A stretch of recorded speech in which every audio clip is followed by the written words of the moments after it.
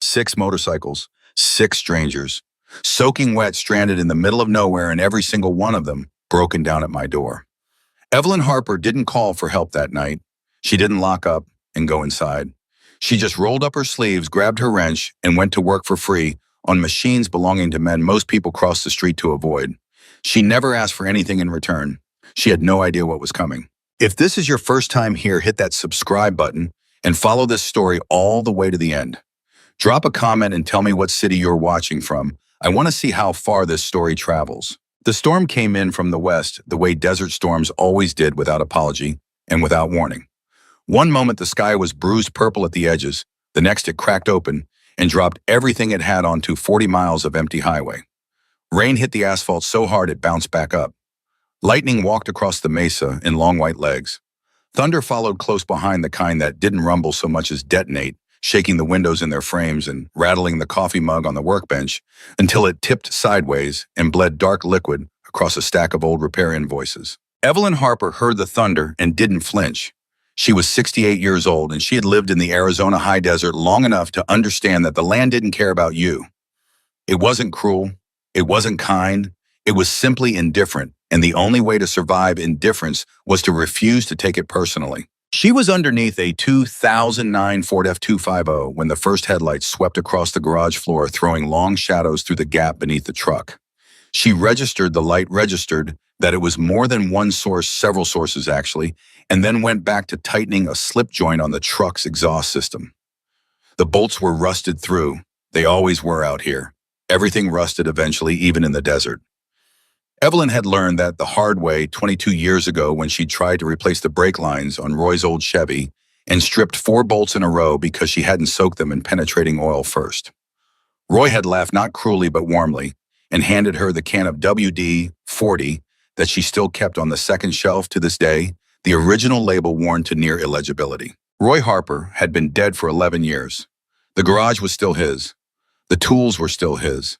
The invoices, the coffee mug, the calendar on the wall, frozen 2 months behind the actual date, all of it still felt like Roy's. Evelyn had never quite figured out how to make the space her own without feeling like she was erasing him. So she hadn't. She just worked inside his memory and tried to be useful. The sound of engines outside cut through the rain, not one engine, but multiple, and all of them sounding wrong. She heard the sputter and cough of machines running rough, the kind of sound that made a mechanic's ear prick up the way a doctor's might when someone walked in favoring one leg. Something was wrong with those bikes. More than one thing. She could hear it clearly even over the rain. She slid out from under the truck and stood up. Through the main window, the big one Roy had installed the year they opened the one that faced the highway, she could see them pulling into her lot. 6 motorcycles. Big machines, Harleys by the look of the silhouettes, stripped down and road-hardened. The riders wore soaked leather and moved like men who had been on the road long enough that their bodies had stopped registering discomfort.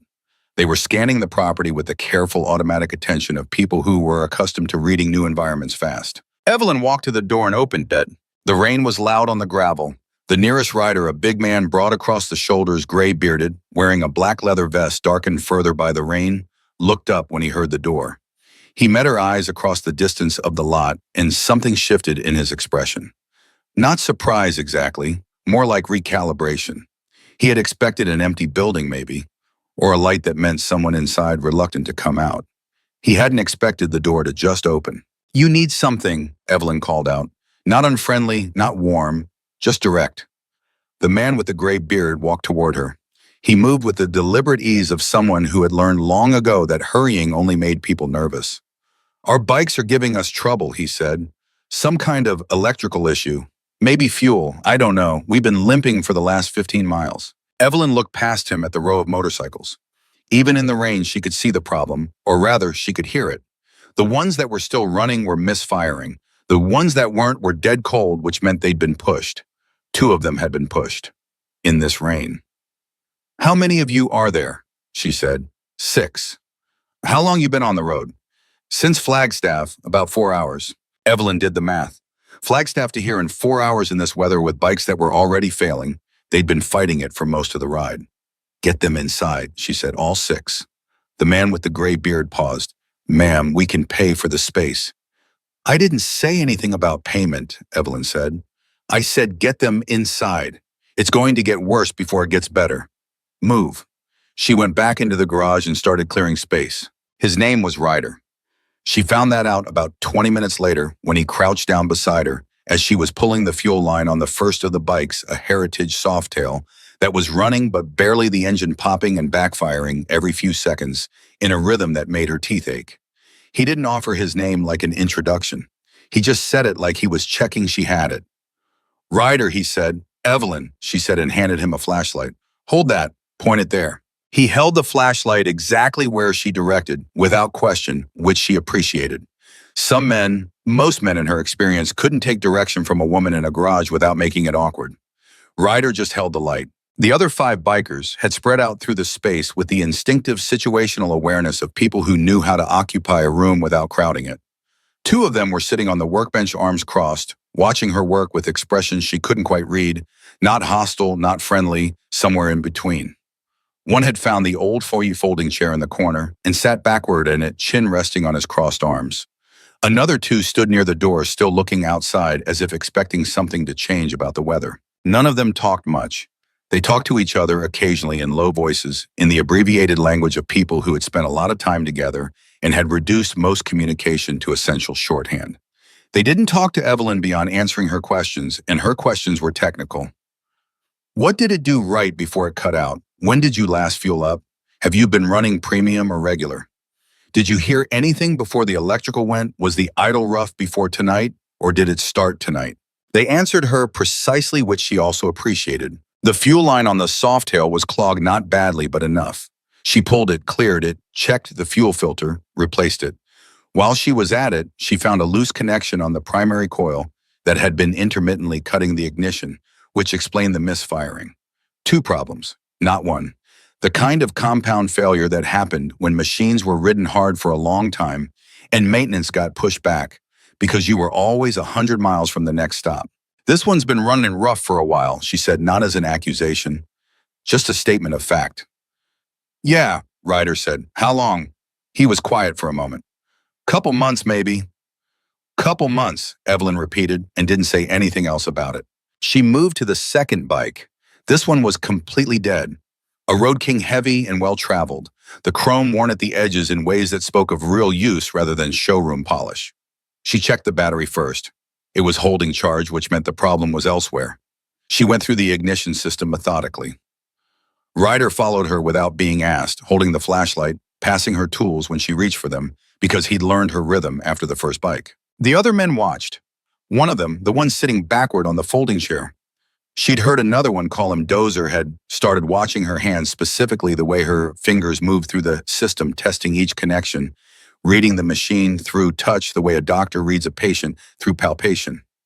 You do this yourself, Dozer said, not a challenge, genuine curiosity. My husband and I, Evelyn said, without stopping what she was doing. He passed 11 years ago. Nobody said anything to that. They didn't offer condolences in the reflexive, uncomfortable way that people did at funerals. They just absorbed the information and were quiet with it, which was, Evelyn had found, the most honest response a person could have to someone else's grief. He'd teach you, Ryder said after a moment. We taught each other, she said. I was better with electrics. He was better with engines. We figured it out as we went. The problem with the Road King turned out to be a failed ignition module, the kind of failure that happened without warning and couldn't be predicted or prevented, just addressed when it happened. She had a replacement in inventory, an older model that wasn't a perfect match but would work, and she swapped it in with the focused efficiency of someone who had done this kind of improvised repair hundreds of times. The machine turned over on the 3rd try and settled into the low, even idle that meant it was running right. Ryder let out a breath through his nose. It was the most emotion she had seen him express. 2 down, she said. 4 to go, he said. I know how to count, she said, and moved to the next one. The rain outside intensified around 11 o'clock, which she knew because the sound on the metal roof changed character from steady percussion to something closer to sustained roar. The temperature dropped with it. The desert could do that without warning, go from a warm evening to something close to cold inside of an hour when the weather moved through. One of the bikers she hadn't formally met yet went to the door, looked at the sky for a long moment, and then came back into and sat down without saying anything. She was working on the 3rd bike, a fat boy with carburetor issues running rich and flooding on startup, when she heard the quiet conversation start up behind her. Not directed at her, just between the men keeping themselves occupied the way people did in waiting rooms and anywhere else that time needed filling. "She's fast," one of them said. The one she hadn't heard speak before leaned younger than the others, sitting on the workbench nearest the wall. "She knows what she's looking at," Ryder said. "Watch her hands." "What happened to this place?" another voice said. "Looks like it's been through it." 20 years of highway, Ryder said. "Same as us." Evelyn kept her hands moving and didn't acknowledge the conversation. She had learned a long time ago that people talked more honestly when they forgot you were listening.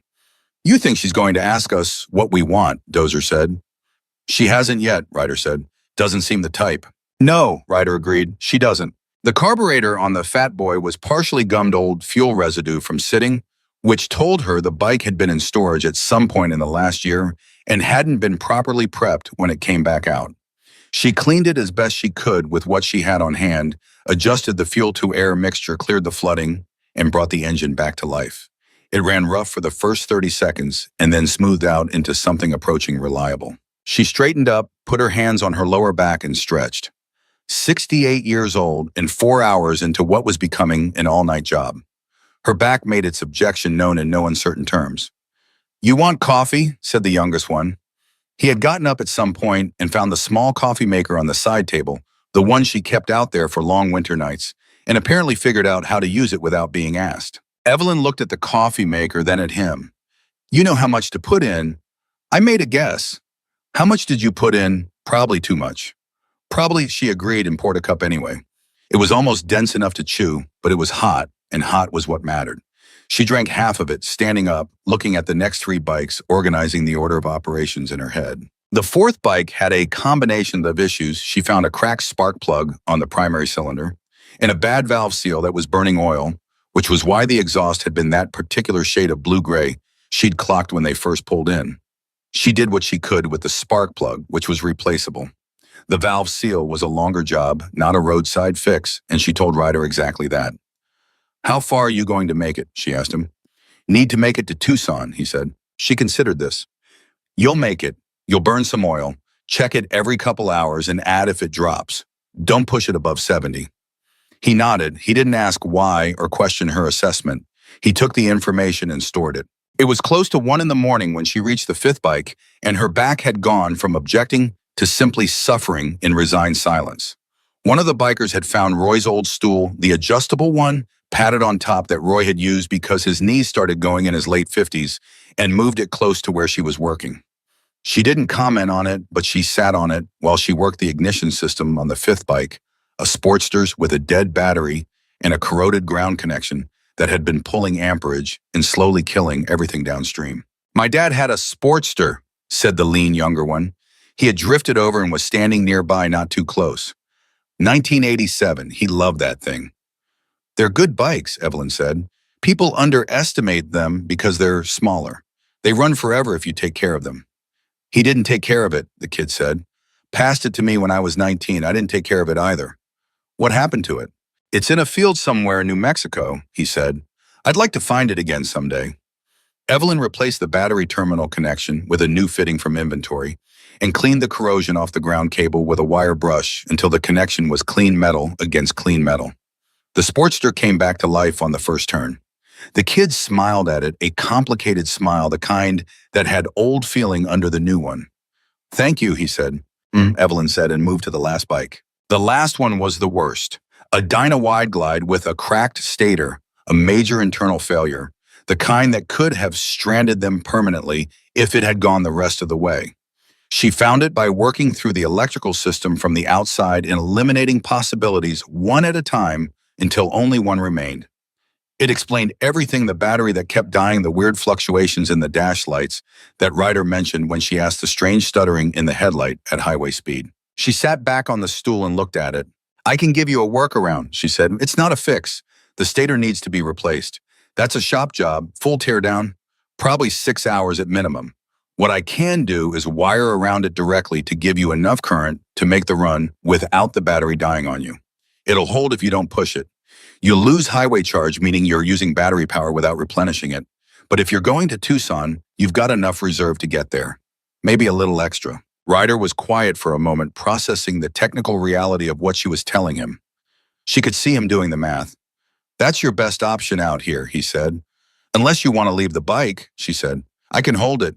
You come back with the right parts in time. But if you need it to move tonight, that's the option. We need it to move tonight. Then let me work, she said. It took another 40 minutes. Bypassing a stator without shorting the system was delicate work, the kind that required patience and precision in equal measure, and didn't forgive half measures.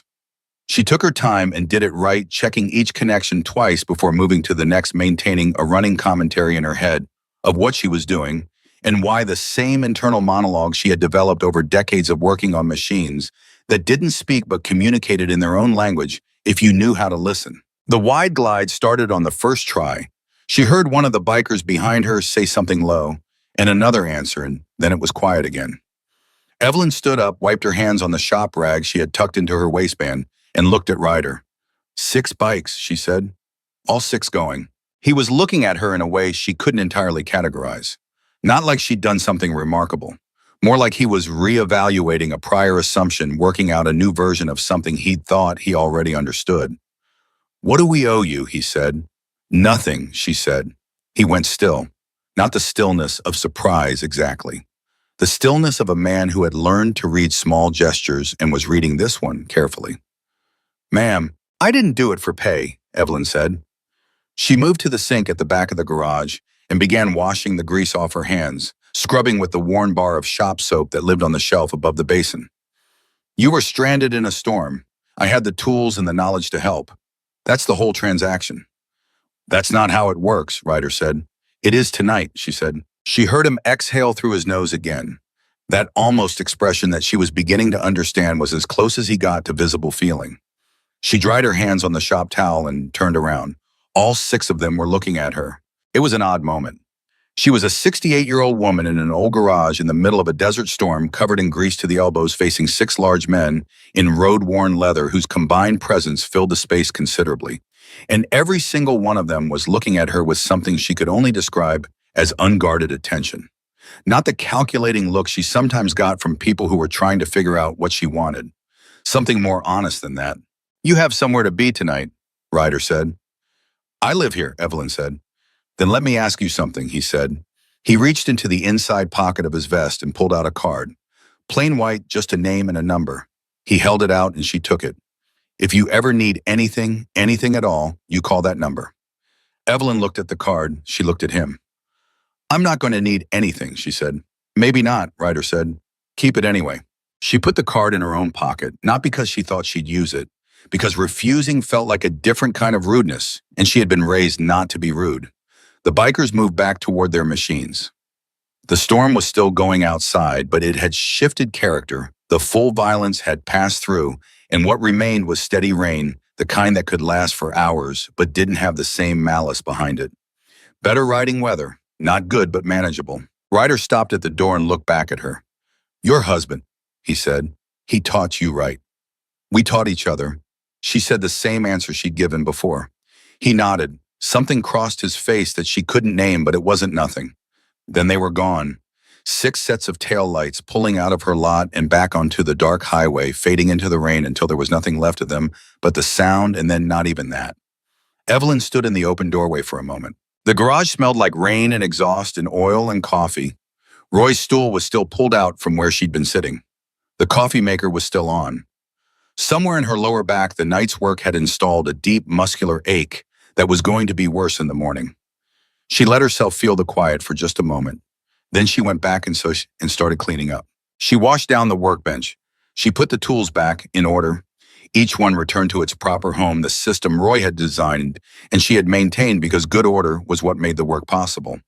She emptied the coffee grounds from the machine. She turned off the main lights and left only the small lamp on above the workbench, the one she used when she was doing late paperwork. She sat down at the old desk in the corner. Roy's desk, always Roy's desk, and she looked at the card Ryder had given her. Plain white. A name. A number. Nothing else. She set it on the corner of the desk and looked at it for a long moment. Outside, the rain continued its steady conversation with the desert. Evelyn Harper turned off the lamp and went to bed. She slept well, which surprised her a little. The kind of sleep that comes from having done something useful, something complete, a job finished, a problem solved, strangers sent back into the world with working machines. She hadn't thought about what she got out of it. That wasn't how she'd been built. Or maybe it was how Roy had built her. Or maybe they had built each other that way. Two people who had learned early in their marriage that the only answer to a hard world was to be useful in it and not keep score. She woke at 6 in the morning in a pale desert light and the sound of a cactus wren somewhere close to the window. She made coffee, real coffee, not the concentrated engine fuel from the night before, and she stood at the kitchen window and watched the morning come in. The storm had cleaned everything. The sky was the particular shade of blue that only existed after a hard desert rain, a color with no adequate name in English, something between cerulean and absolute. She drank her coffee. She thought about the day ahead, the F-250 still under the lift, 3 other scheduled jobs she needed to get to by afternoon. She did not think about the bikers except in the idle way you think about something that has passed through your life and moved on. She did not think about the card on her desk. Not yet. The first letter arrived 4 days later. Evelyn was at the workbench when she heard the mail truck, and she didn't get up immediately. She wasn't expecting anything. She rarely got personal mail. Most communication happened by phone or email when it happened at all, and most of her business correspondence she handled digitally, now a concession she had made with difficulty 5 years ago when Roy's paper-based accounting system had finally collapsed under its own inadequacy. She got up at noon when she went inside for lunch and found the mail on the small table by the front door where she always left it. The envelope from the Maricopa County Tax Authority sat on top. The letter inside informed her that she had an outstanding tax debt of $31,240 arising from a reassessment of property valuations for the current fiscal year, combined with corrections to prior year filings. Payment was expected within 60 days. Failure to respond would result in a lien placed against the property. Evelyn read it twice. Then she put it down on the kitchen table and sat very still for a moment. $31,000. The number sat in her chest like a stone. She made a decent living. The garage kept the lights on, kept her in groceries, kept the equipment serviced.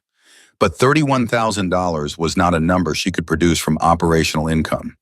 Not in 60 days, not without selling something. And what she would sell, she didn't know because everything she had was either the garage or the house, and those were the same thing. She picked up the phone and called the county tax office. The woman who answered was professionally pleasant in the practiced way of someone who handled upset callers all day and had built defenses accordingly. She confirmed the amount. She confirmed the deadline. She explained that the reassessment was standard procedure and that if Evelyn believed there was an error, she could file an appeal which would take between 6 and 9 months to process, during which time the debt would remain active and the lien could still be imposed if payment was not received. 6 to 9 months, Evelyn said. That's the standard timeline. The woman said, "Can I speak to a supervisor?" The supervisor took longer to come to the phone and told her the same things in a slightly more formal register. Evelyn hung up. She sat at the kitchen table for a long time. Then she went back to work, because that was what you did. The F-250 still needed its exhaust system finished. The afternoon jobs were waiting. The world didn't pause because the county had decided to reach into your life and take something. She worked until 7 and then went inside and called her accountant, Dan Pfeiffer, who had done her taxes for the last 14 years. Dan looked at the number she read to him over the phone and was quiet for a moment. "Evelyn," he said carefully, "I filed your taxes. I have copies of everything. You don't owe that amount. You've been current every year. Then why does the county say I do?" "I don't know," he said. "Something's wrong. I'll pull everything Monday and call the assessor's office directly." "They said an appeal takes 6 to 9 months. Dan was quiet again. "Yeah," he said. "They say that. Let me make some calls. Don't panic yet. Don't panic yet." She sat with those words after she hung up and wondered what the threshold for panic was supposed to be. She didn't panic. She was 68 years old and had lost her husband, had run a business alone for 11 years, had replaced 3 engines by herself in the Arizona summer when the thermometer hit 108 in the shade. She was not a person who panicked easily, but she lay awake that night for the first time in a long time, staring at the ceiling, running numbers that didn't add up. The second blow came a week later. A man appeared at their garage on a Tuesday morning. Not a customer, something about the way he held himself made that clear immediately. He was in his 40s, good suit, careful hair, the kind of person who did not spend much time in garages and was aware of it. He introduced himself as a representative of Consolidated Land Partners, LLC, and handed her a document.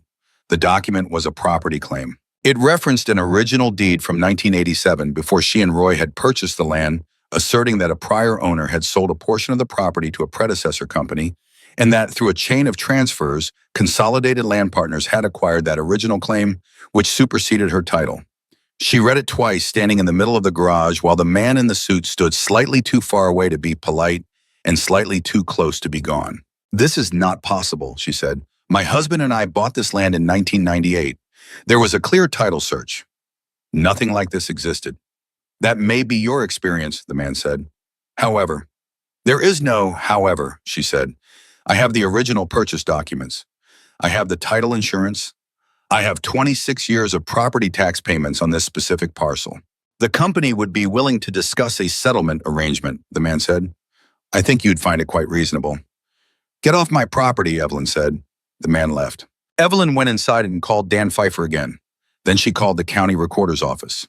Then she called a property attorney in Tucson, a woman named Sandra Okafor, whom Dan recommended, and who, when Evelyn reached her late that afternoon, listened carefully and then said something that landed in Evelyn's chest like cold water. "This kind of manufactured claim is very specific," Sandra said. "Someone had to file it. Someone had to create the paperwork. That's not something that happens accidentally.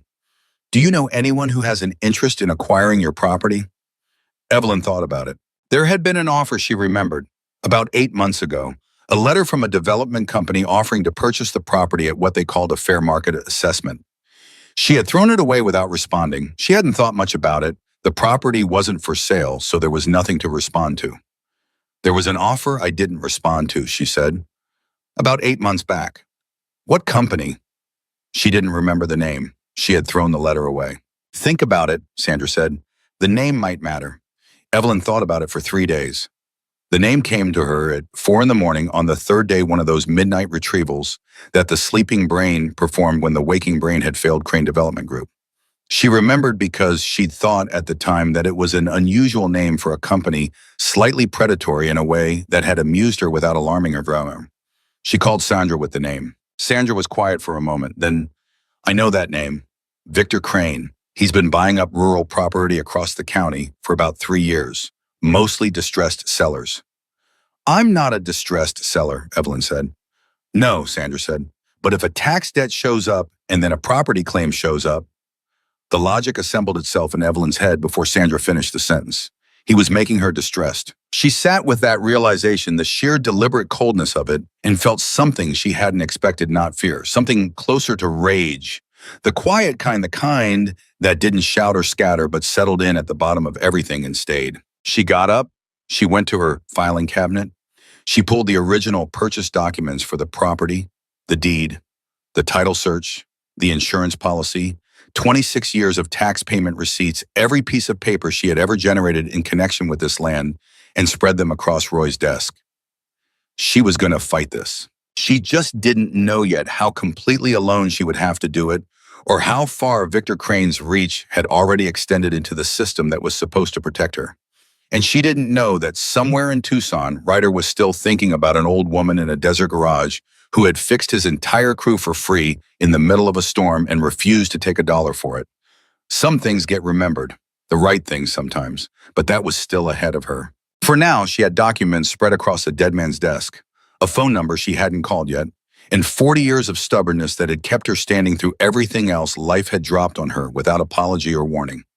She would need all of it. The documents spread across Roy's desk didn't lie. Evelyn knew that with the certainty of someone who had organized that filing cabinet herself, who had filed every receipt, every payment confirmation, every tax return, with the same precision she applied to engine work, methodically, completely, without gaps. She had learned early in life that paper was armor. You kept records because someday someone would tell you that something hadn't happened, and the only answer to that lie was a piece of paper with a date and a signature on it. She had the paper, all of it, 26 years of it. What she didn't have was someone willing to look at it. Sandra Okafor called back Monday morning with the results of her weekend research, and her voice had the careful flatness of a professional delivering news she knew would land badly. "I found the filing," she said. "The property claim. Someone submitted it to the county recorder 6 weeks ago. The document references a 1987 deed from a company called Desert Basin Holdings. The problem is that deed is real, it exists in the county records. Whether it applies to your parcel the way they're claiming is a different question, and that's the question we'd have to litigate. Litigate, Evelyn repeated. Yes. How long, madame? If we file immediately, get on the docket push for an expedited hearing, minimum 8 months. Realistically, a year. Maybe more, depending on how many continuances they request. Evelyn was quiet for a moment. And while that's happening, the claim stays on title, which means you can't refinance, can't sell, can't borrow against the property. The tax debt is separate. That's a parallel track. If that goes to lien before we resolve the property claim, things get significantly more complicated. More complicated, Evelyn said, and the phrase tasted like something rotten. I want to be honest with you, Sandra said. What I'm seeing looks coordinated. The timing of the tax reassessment against the timing of the property filing, those aren't coincidental. Someone is running a strategy. Victor Crane, Evelyn said. I can't prove that yet, Sandra said. But yes, that's my read. Evelyn looked at Roy's desk, at the neat stacks of documents she'd organized the night before, labeled indexed, ready to be used. What do you need from me, she said. Everything you have. Bring it in. We build the case from the ground up. She drove to Tucson that afternoon with a banker's box of documents in the back seat. Sandra's office was on the 4th floor of a building downtown, and the woman herself was exactly what her voice had suggested: methodical, direct, unimpressed by drama, and very interested in facts. She went through Evelyn's materials with the speed of someone who knew exactly what she was looking for, making notes in a legal pad with a mechanical pencil, occasionally pulling a document from the stack and setting it aside in a separate pile. This is good, Sandra said near the end. Your documentation is excellent. The chain of title is clear. The original purchase, the title insurance, the continuous tax payments. This is the kind of record that wins. Then why does it feel like I'm losing, Evelyn said. Sandra looked at her directly. Because winning on the merits and winning in the timeline are two different things. What you have here proves you're right, but proving you're right takes time, and time is what they're using against you. The drive back was 90 minutes, and Evelyn spent most of it with the radio off, thinking. She had always been a practical woman, not cold, but practical, the kind of person who responded to problems by identifying what could be done rather than fixating on what couldn't be changed. It had served her well. It had gotten her through Roy's death, through 11 years of solo business operation, through 2 recessions and 1 drought, and a summer when the air conditioning in the garage failed and she worked in 102 degrees for 3 weeks because she couldn't afford the repair until the following month. But this felt different.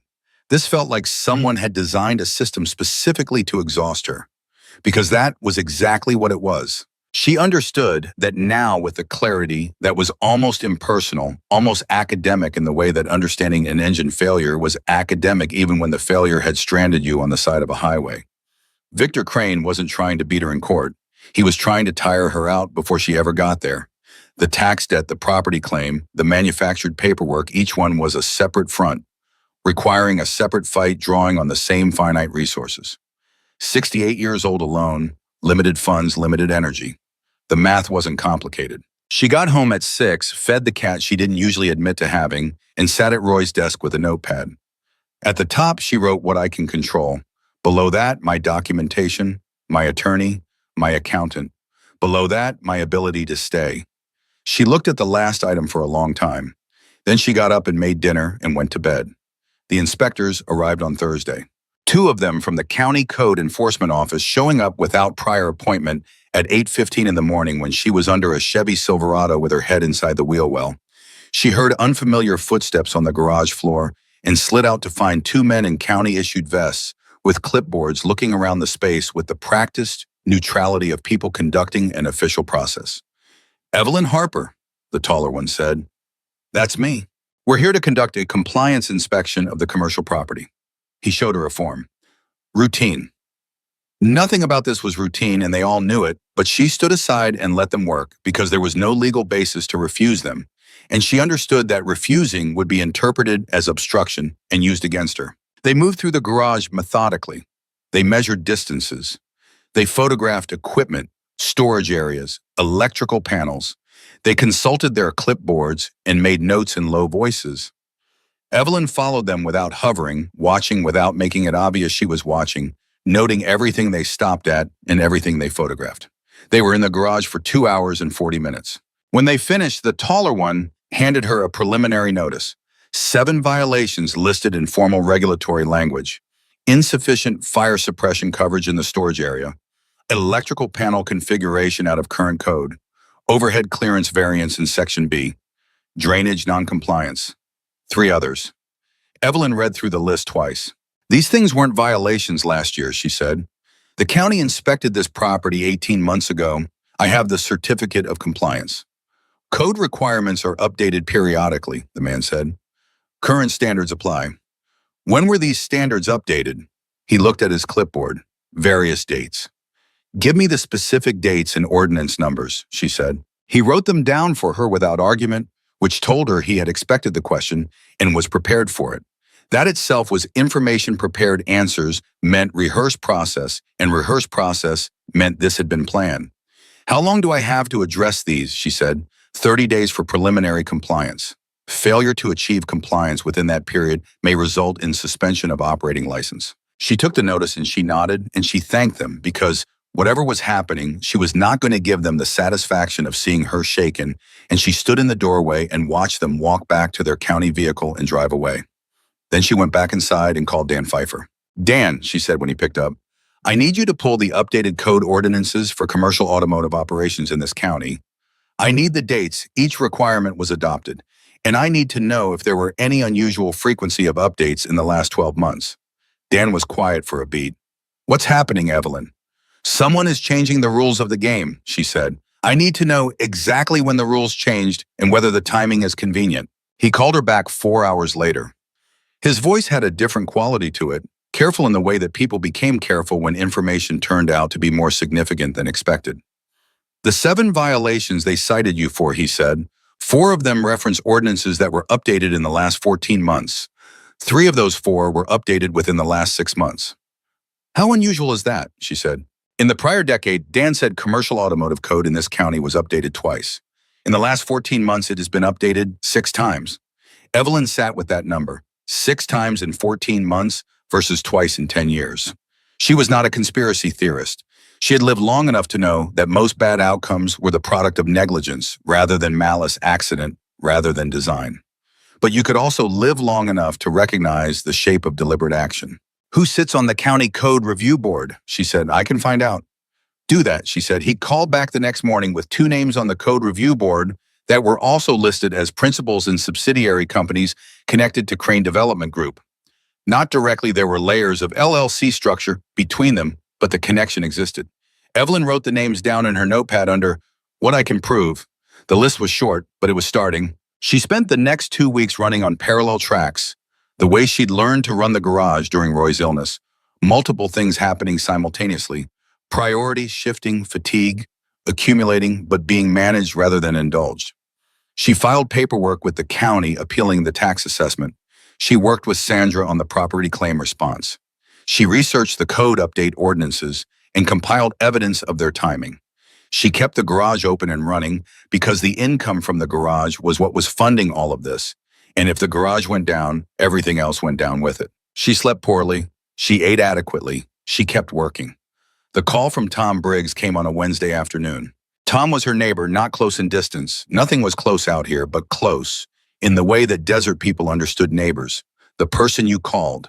If something went wrong, the person who watched your property when you traveled, the person whose truck you recognized at a distance and whose wave out the window meant a specific and familiar thing. Tom was 71, a retired electrician, stubbornly self-sufficient in ways that made Evelyn feel they had chosen similar philosophies for their lives. Had a man stop by my place this morning, Tom said. Nice car, nice suit, asking questions about your property. Evelyn's hand tightened on the phone. What kind of questions? History, whether I knew how long you'd been there, whether I'd ever heard of any disputes over the landlines. Tom paused. I told him I'd been your neighbor for 19 years and I'd never heard of any such thing. He thanked me very politely and got back in his car. What company did he say he was from? He didn't, Tom said. Just said he was doing background research for a client. Real estate matter was all he said. After she hung up, Evelyn sat very still.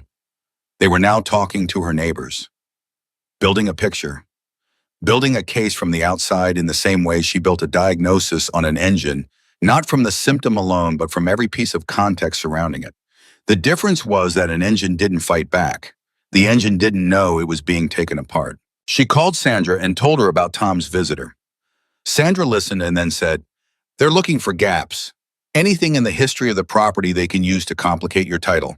A fence line dispute, a question about access rights, anything that creates ambiguity. Don't panic, but talk to your neighbors. Anyone who's had regular contact with your property, anyone who might have information relevant to its history, get their statements documented." "How many people?" Evelyn said. "Everyone," Sandra said. "Everyone who's known you out there." Evelyn spent the following Saturday driving her routes. 7 neighbors within a 10-mile radius who'd had any meaningful contact with her or Roy's property over the years. She sat in their kitchens and on their porches, and she explained what was happening as clearly and factually as she could, and she asked them each the same questions. Had they ever been approached about her property? Had they noticed anything unusual? Did they have any recollection of historical disputes or access issues? The answers were uniformly the same: no, no, and no. What she got instead was something she hadn't fully anticipated. Anger on her behalf, the particular slow-burning desert anger of people who had chosen a remote life specifically to be left alone, and who took the violation of that chosen peace as a personal affront. Tom Briggs drove me over that same evening with a full file of property records he'd been keeping since 1978, when he'd first bought his land, which overlapped with some of Evelyn's boundary lines and documented clearly that there had never been a dispute. "You use whatever you need," he said, dropping the file on Roy's desk. "I've got copies." "Tom, don't thank me," he said. "Just fight this thing." The next blow came from a direction she hadn't been watching. She had been so focused on the legal fronts, the tax appeal, the property claim, the code violations, that she had not been watching the physical space, the garage itself, Roy's place. She came in early on a Monday morning to find the padlock on the storage unit at the back of the property had been cut. Not broken, cut cleanly with bolt cutters and replaced with a different padlock, as if someone had been inside and then reclosed the space afterward to delay discovery. She stood outside the storage unit for a moment, processing what she was seeing. Then she opened it. She had a spare key to her own padlock, and the different lock meant she had to cut it off herself, which she did with the bolt cutters from the garage methodically without rushing. Inside the storage unit, everything looked the same at first. Shelving boxes, old equipment, the spare parts inventory she'd been building for 20 years. Most of it, Roy's accumulation, organized and cataloged in the system they'd built together. She went through it carefully and found what was missing. The original deed to the property, the one she'd had in a fire-safe box at the back of the storage unit, the one document she hadn't brought to Sandra because it was the original, the irreplaceable one, and she had considered the storage unit more secure than the house. Gone. The fire-safe box was still there. It had been opened. She could see the scratches around the lock where someone had forced it, and the deed was not inside it. She stood in the storage unit for a long time. The rage was there, but it was cold now. Below everything. Below the practical thinking that immediately occupied the surface of her mind. Call Sandra. Call Dan. Call the sheriff, document this photograph, everything, file a police report. Do it in the right order. Don't contaminate the scene. Think, she thought. She photographed everything with her phone. She called the sheriff's department and stayed outside while she waited. Not going back into the storage unit. The deputy who came was young, mid-20s, professional, but clearly limited in what he could do with what she was showing him. He filed the report. He took her statement. He told her that without clear evidence of a specific perpetrator, the investigation would be limited. "I know who did this," Evelyn said. "Ma'am, do you have evidence linking—" "I know who did this," she said again, not raising her voice. "I just don't have evidence yet." He filed the report. He left. She called Sandra. Sandra's response was immediate and precise. "This is an escalation. Physical intrusion, theft of a critical document. This isn't just paperwork anymore. File the police report, which you've done. I'm going to file an emergency motion for evidence preservation in the property case. And Evelyn, be careful. I mean that practically. Change your locks tonight. All of them." She changed the locks that evening. She drove to the hardware store in town and bought new deadbolts for the house and a heavy-duty padlock for the storage unit, the kind with a hardened shackle that required a grinder rather than bolt cutters. She installed them herself, which took 2 hours and reminded her back of every similar indignity from the past 3 weeks. She was installing the last deadbolt on the back door of the house when she heard gravel under tires in the driveway. Not a customer. She knew immediately from the sound, too slow, too deliberate, not the speed of someone approaching for service. She set down the screwdriver and walked around the corner of the house. The car was a dark SUV, high-end clean. The man who got out was in his 50s, heavy-set but carrying it well, the kind of physical presence that came from size managed rather than neglected.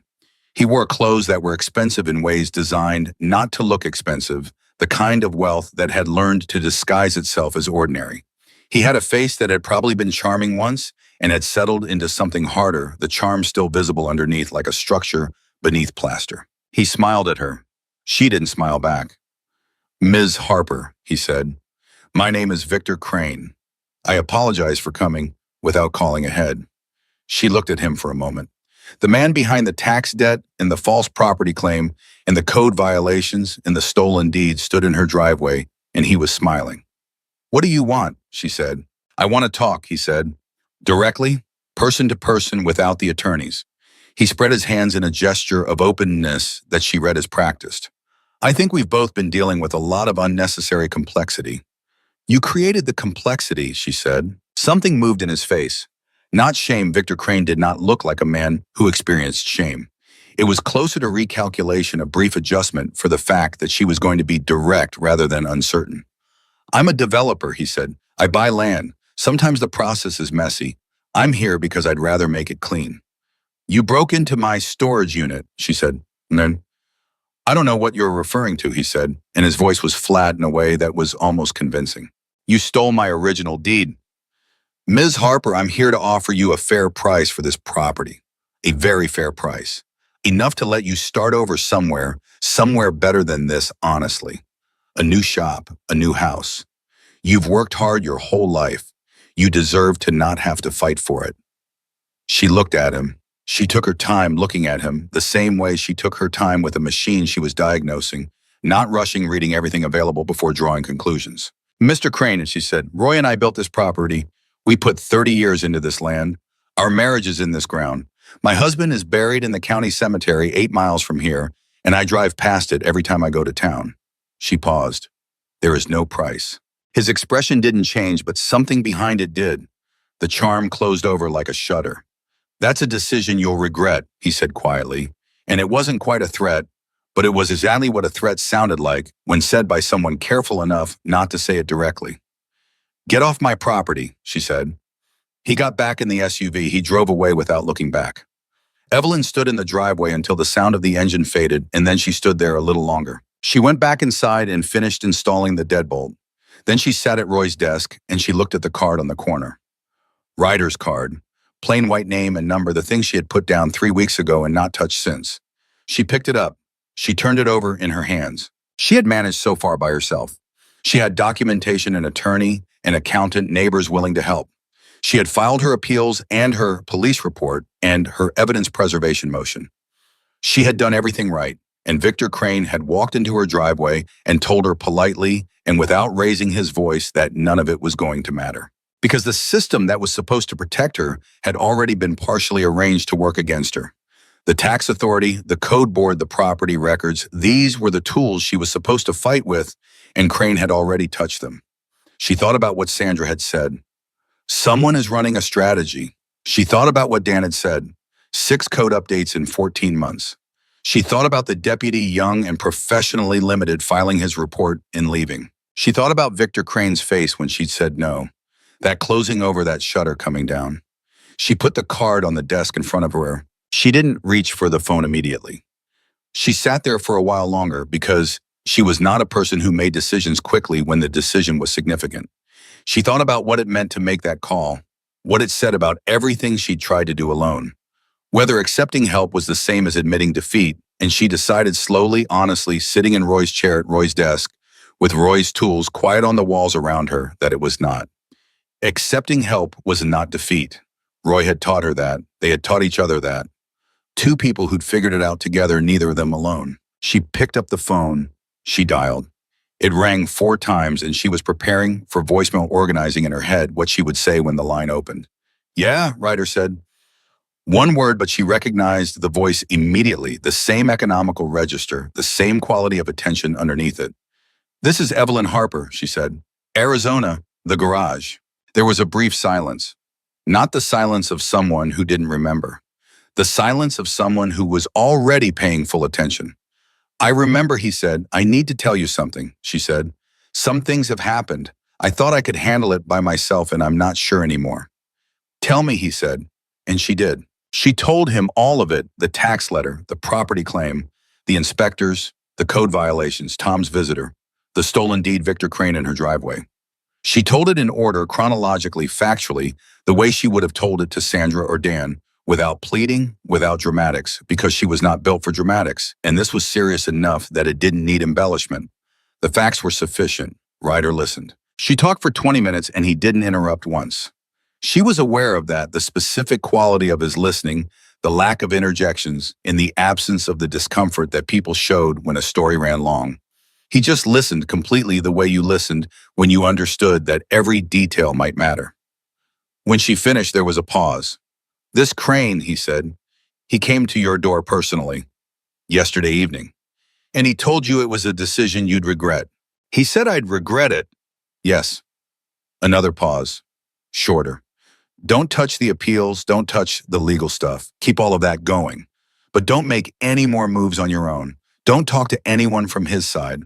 Don't let anyone onto the property without a reason you've confirmed yourself." "All right," she said. "And Evelyn," he said, and the use of her first name the first time he'd used it had a weight to it that she felt without being able to explain it.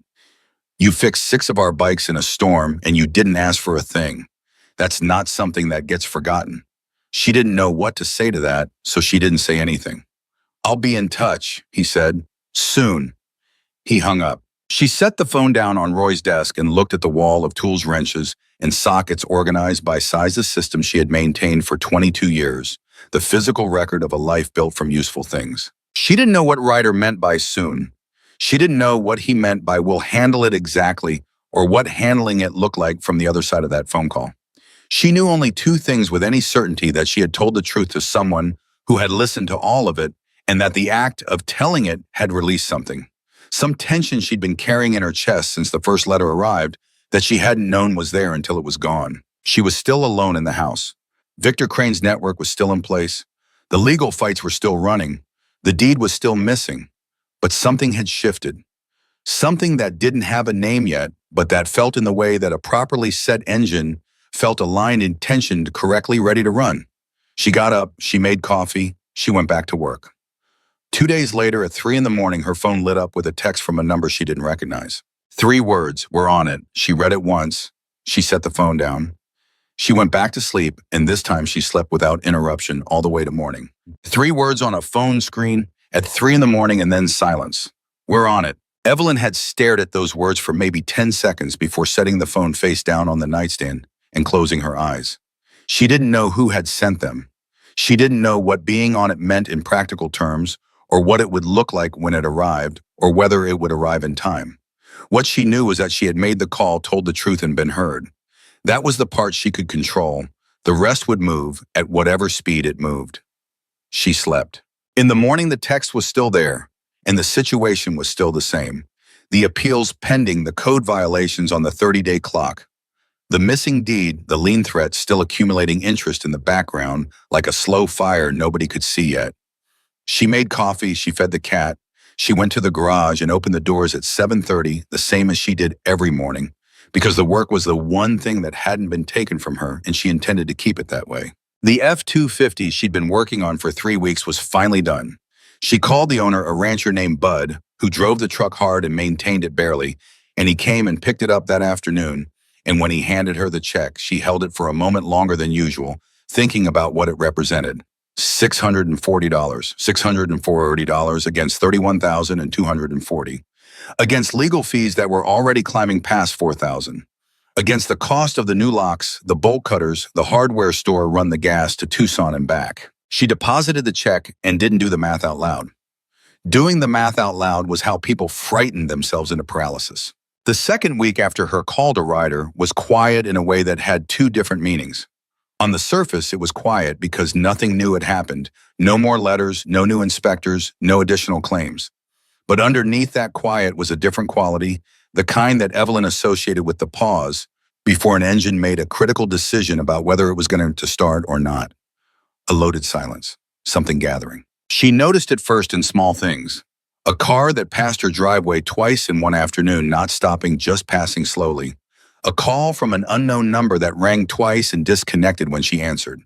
A man she didn't recognize sitting in the parking lot of the gas station in town when she stopped for fuel, not doing anything in particular, just sitting, but watching her car pull in with an attention that wasn't casual. She noted all of it. She called Sandra and described each incident in detail. Sandra said document everything, dates and times, any plates you can read. She did. She also called Ryder. He answered on the second ring this time. She described the car, the calls, the man at the gas station. Ryder listened and then said something she hadn't expected. Good, he said. Good, she said. It means they know something has changed, he said. They're watching because they're trying to figure out what's coming. That's different from when they were moving freely. You rattled something. I rattled something, she said, and wasn't sure whether that was reassuring or alarming. Both, Ryder said, as if he'd heard the unspoken second half of the thought. Means we're doing it right. She didn't ask what we were doing exactly, partly because she had learned in the 2 weeks since the call that Ryder communicated in the direction of facts rather than plans, telling her what had happened or what to do rather than what was coming. Partly because she had decided to trust the process, which was a decision she had made consciously in the same deliberate way she made all significant decisions, and having made it, she was going to honor it without second-guessing at every turn. But she was curious. She was a mechanic. She wanted to know how the engine worked. The answer started coming through Dan Pfeiffer. Dan called her on a Thursday morning with the voice of a man who had found something he wasn't sure how to explain. I have a question for you, he said, and I want you to hear it before you react. Skid, she said. Did you hire anyone to look into the county code board? She went still.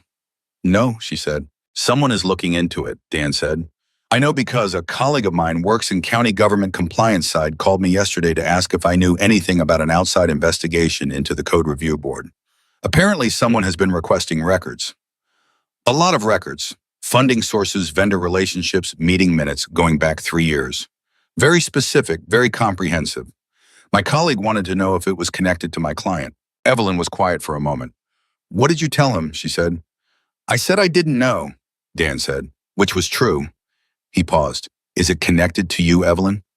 She thought about Ryder, about 3 words on a phone at 3 a.m, about we're on it. I don't know specifically, she said, but I think someone is helping me. Someone with resources, Dan said carefully. Yes. Another pause. She could hear him processing it, fitting it into a frame that made sense. All right, he said finally. I'll keep you posted on what I hear from that side. Thank you, Dan. Evelyn, he said and then stopped. What? Whatever's happening, don't stop it. What I'm seeing in those code board records, the funding connections I've started pulling, there's something there. Someone should have looked at this a long time ago. She put the phone down and sat with the information for a while. Someone was pulling records, comprehensive records, multiple tracks going back years. The kind of investigation that required time and access and the specific knowledge of where to look and what to ask for. That wasn't something that happened casually, and it wasn't something she had set in motion herself. The scale of it was outside anything she could have done alone, and the fact that it was already moving, already far enough along that county employees were calling her accountant to ask about it, meant it had started immediately after her call to Ryder. 20 minutes after she told him her story. She thought about that. She thought about what it meant that 6 bikers she'd helped for free in a rainstorm had produced within 2 weeks of a single phone call what appeared to be a multi-track investigation into the infrastructure of Victor Crane's strategy. She thought about what Roy would have said, and she could almost hear him, that dry, quiet humor he'd had, the way he delivered the most significant observations in the most understated register. He would have said, well, Ev, turns out you were fixing more than the bikes. She almost smiled. The garage was slow that week, which gave her time to work on the things Sandra needed. Additional documentation, sworn statements from her neighbors that Sandra was compiling into a formal response to the property claim. Tom Briggs had given her 8 pages of property history. A woman named Carol Reeves, who'd owned the adjacent parcel to the south since 1994, had signed a statement attesting to 29 years of observing Evelyn and Roy's continuous and undisputed occupation of the property.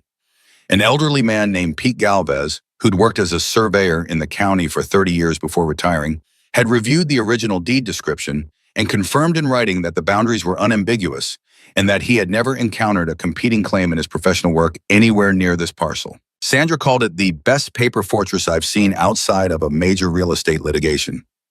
Paper fortress, Evelyn said. You're going to need it, Sandra said, because they filed a motion this morning to accelerate the property claim to a hearing. Evelyn frowned. Accelerate? I thought they wanted delays.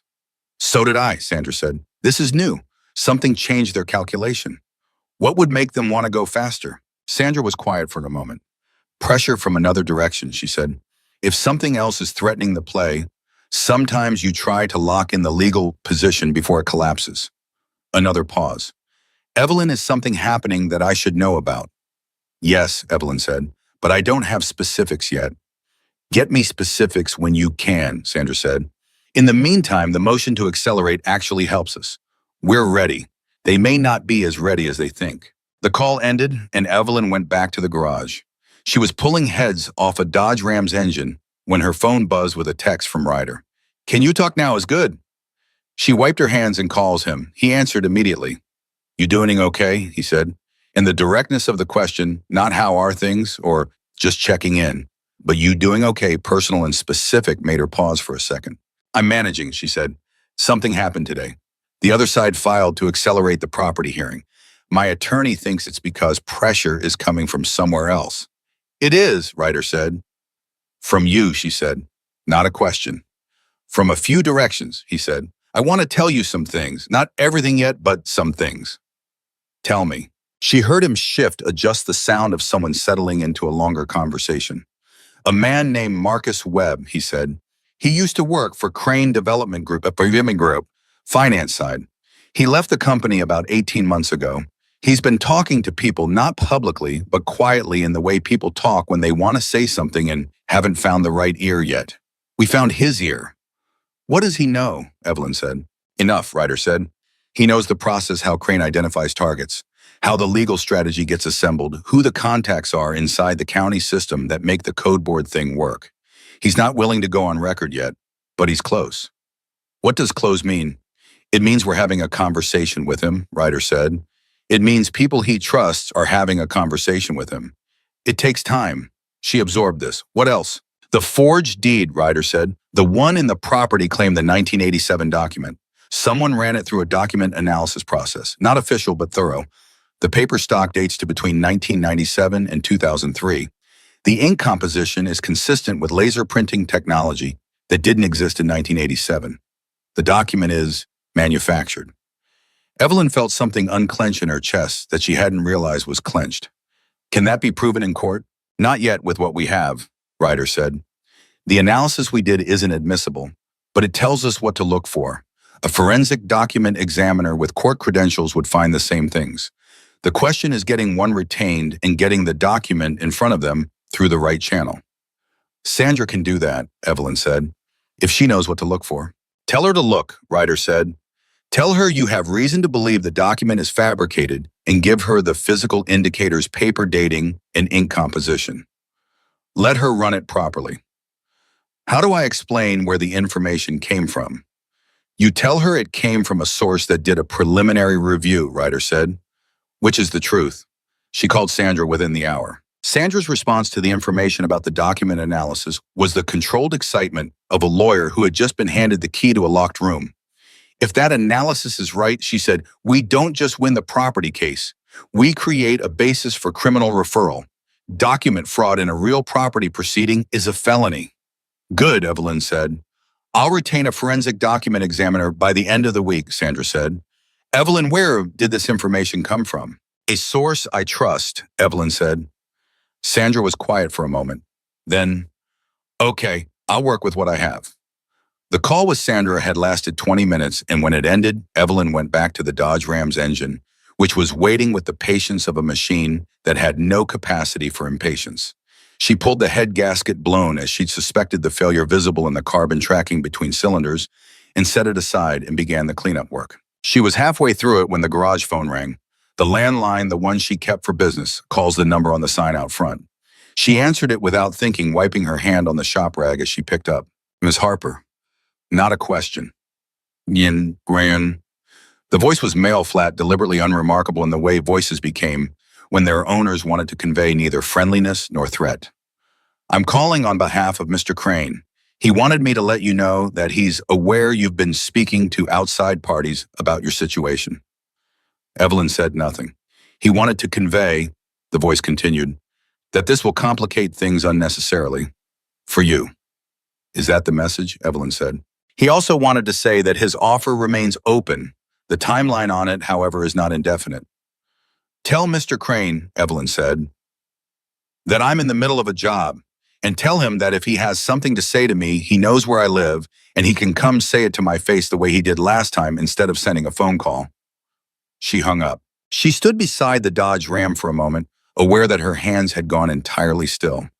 Not from fear, from the particular focus that settled over her when she understood that something important was happening and that her response to it would matter. Crane knew she'd made contact with outside parties. He knew it fast enough that someone had been watching, or someone had talked, or the investigation that Ryder's people had begun was visible enough that Crane's own network had registered it. Either way, he was no longer certain of his position. The call wasn't a threat so much as a probe testing what she would do, seeing if she'd flinch, measuring whether the pressure was enough to break the new alignment. She picked up her phone and called Ryder. He called, she said when Ryder picked up. Crane. Someone calling for him. Told me he knows I've been talking to outside parties. Told me his offer is still open, but the timeline isn't indefinite. Ryder was quiet for 3 seconds. She counted because the quality of his silences had become something she read. Goodwire, he said. You keep saying that, she said. Because it keeps being true, he said. He's reactive now. He was proactive when he was moving against you and you were just defending. Now he's watching and responding. That's different and that's weaker. He's still dangerous, she said.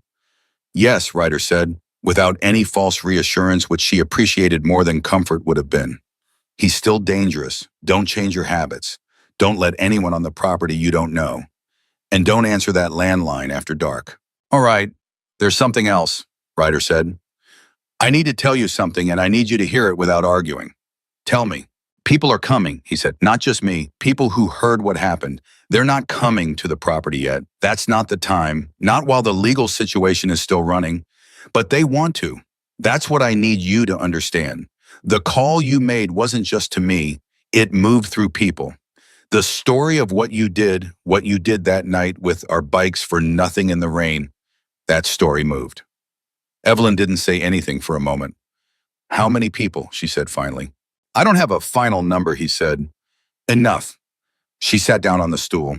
Not because she was overwhelmed. She was past overwhelmed, had processed through that stage weeks ago.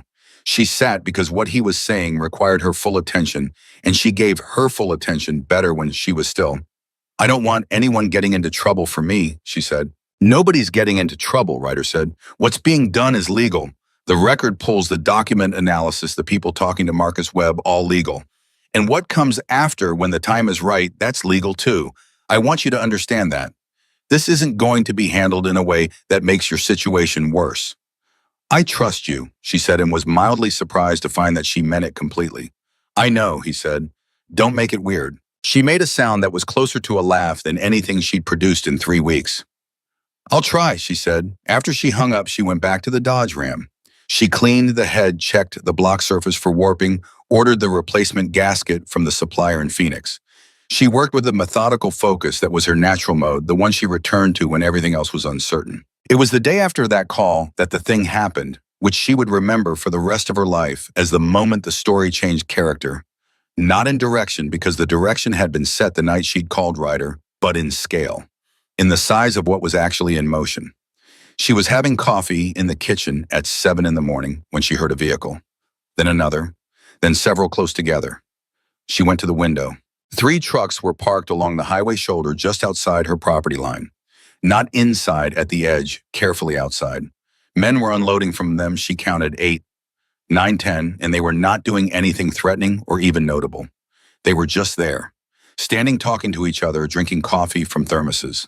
Several of them wore cuts. She went outside. The nearest one, a big man, dark-haired, mid-40s, looked at her and raised his chin. "Morning," he said. "Morning," and she said. "Who are you?" "Friends of Ryder's," he said. "He said to stay outside your line." "We're outside your line."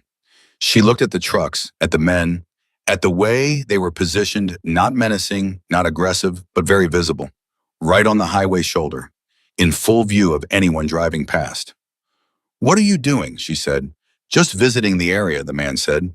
"Might be here a few days." She understood then. Victor Crane had sent someone to watch her property, and now someone was watching the watchers. Not confrontationally, not in a way that could be called anything other than a group of men parked on a public highway shoulder, but watching. "You want coffee?" she said. The man with the dark hair almost smiled. "I'd appreciate that." She went inside and made a full pot and brought it out with a stack of paper cups and stood in her driveway and poured coffee for 10 strangers who had driven from wherever they'd driven from to stand on the shoulder of a desert highway so that she would not be alone. She didn't have words for what that was.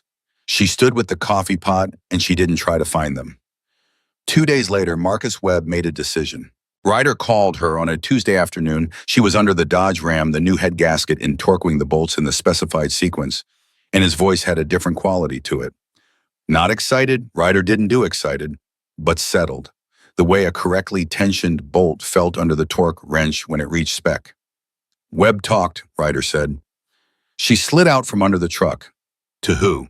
"A journalist," Ryder said. "An investigative journalist at the Arizona Republic. Not a blog, not a podcast, the paper. Someone who covers land fraud and municipal corruption." Webb gave him everything: names, dates, the process Crane uses. The county contacts the shell company chain. The journalist has been building the story for 3 days. He called Crane for comment this morning.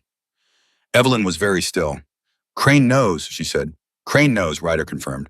"What does that mean for the legal case?" "It means the people inside the county system who've been cooperating with Crane have a reason to stop cooperating," Ryder said.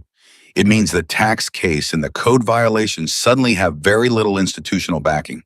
When the article comes out, could be as early as next week, anyone with their name connected to Crane's operation is going to be looking for distance. And the property claim, your attorney needs to file for discovery today," Ryder said. "Full discovery, every document they have. Do it before the article drops. When the article comes out, they'll be in damage control and less focused on the case. You want the request in before that moment." She called Sandra before she'd finished the conversation with Ryder. Sandra filed the discovery motion that afternoon. That same evening, while Evelyn was eating dinner soup, the practical kind she made in a large pot and lived on for several days, the kind of cooking that was about fuel rather than pleasure, her phone rang with a number she recognized as the county tax authority. The woman on the other end was not the same woman she'd spoken to at the beginning of all this. This one was more senior, and her voice had the particular quality of someone making a call they had not wanted to make. "Ms. Harper," she said, "I'm calling regarding your appeal of the tax reassessment filed in your property account." "Yes," Evelyn said. "Upon internal review, we have identified certain procedural irregularities in the original reassessment process. We are withdrawing the assessment pending a complete internal audit. You will receive written confirmation within 48 hours. The pending lien action has been suspended as of this afternoon." Evelyn set her soup spoon down. "Withdrawn," she said. "Pending audit," the woman said. "Yes." "And the lien?" "Suspended." Evelyn looked across the kitchen at nothing in particular, at the wall, at Roy's old calendar that she'd never taken down. "Thank you," she said, "because it was what you said, even when the person on the other end of the phone was delivering justice that should never have required this much work to arrive." She called Ryder. "Tax assessment's been withdrawn," she said when he picked up. 3 seconds of silence. "Good," he said. "It's the Marcus Webb effect," she said. "Partly," he said. "Partly it's your documentation. You built a record they couldn't manipulate. That mattered." She sat at Roy's desk. It was 9 o'clock at night, and the garage was quiet, and the desert outside was doing its slow cooling, the temperature dropping in the way it always did after dark, the air settling into something different from the day. She could hear a coyote somewhere to the east, its voice thin and precise against the silence.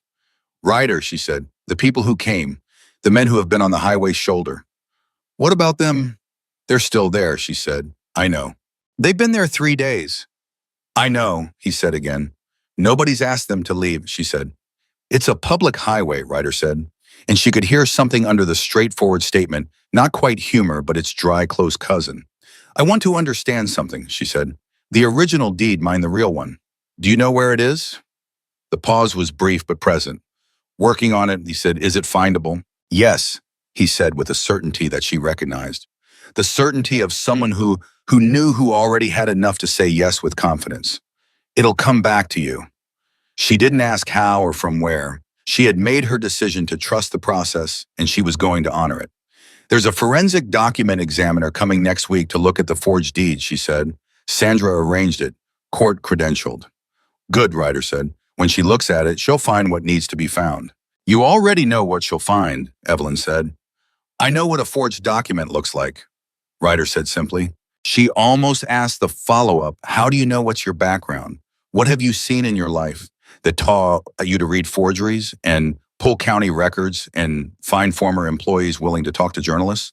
She didn't ask, not because she didn't want to know, but because some things were offered when the time was right and not before, and she was old enough to understand the difference between appropriate curiosity and the kind that overreached. The men on the highway, she said instead, are they safe? They're fine, he said. They know what they're doing. That's not what I asked, she said. Another pause. This one longer and different, the kind that came before something genuine rather than something strategic. Yeah, he said. They're safe. Nobody's going to bother them. Good, she said. Evelyn, he said. What? You called me 3 weeks ago, he said. I need you to understand something. I didn't activate people because we have the resources. I didn't do it because it was strategically useful. I did it because of what you did in that garage in the rain.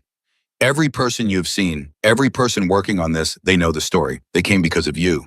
She looked at Roy's desk, at the tools, at the calendar. Roy would have said something practical about that, she said. He would have said something like, well, the bikes needed fixing. Yeah, Ryder said, the bikes needed fixing. She exhaled slowly through her nose and felt something that was not quite relief and not quite peace, but was somewhere close to both of them, the feeling of a weight being distributed rather than carried alone, the mechanical advantage that came from having more points of contact with the load. Get some sleep, Ryder said. Tomorrow's going to be busy. Why, she said. Because tomorrow the journalist calls Crane for a second comment, he said. And when Crane gets that call, things are going to start moving fast. How fast, she said. Fast enough that you should sleep now while you still can, he said. She hung up the phone and sat at Roy's desk for a few more minutes. Then she got up and went to bed. In the morning, the men were still on the highway shoulder. She brought them coffee again, and one of them, a quiet older man with a silver beard and steady eyes, looked at her while she poured and said without preamble, "He's not going to get your land." It wasn't a promise. It was a statement of fact delivered with the confidence of someone who had assessed a situation fully and reached a conclusion he was prepared to stand behind.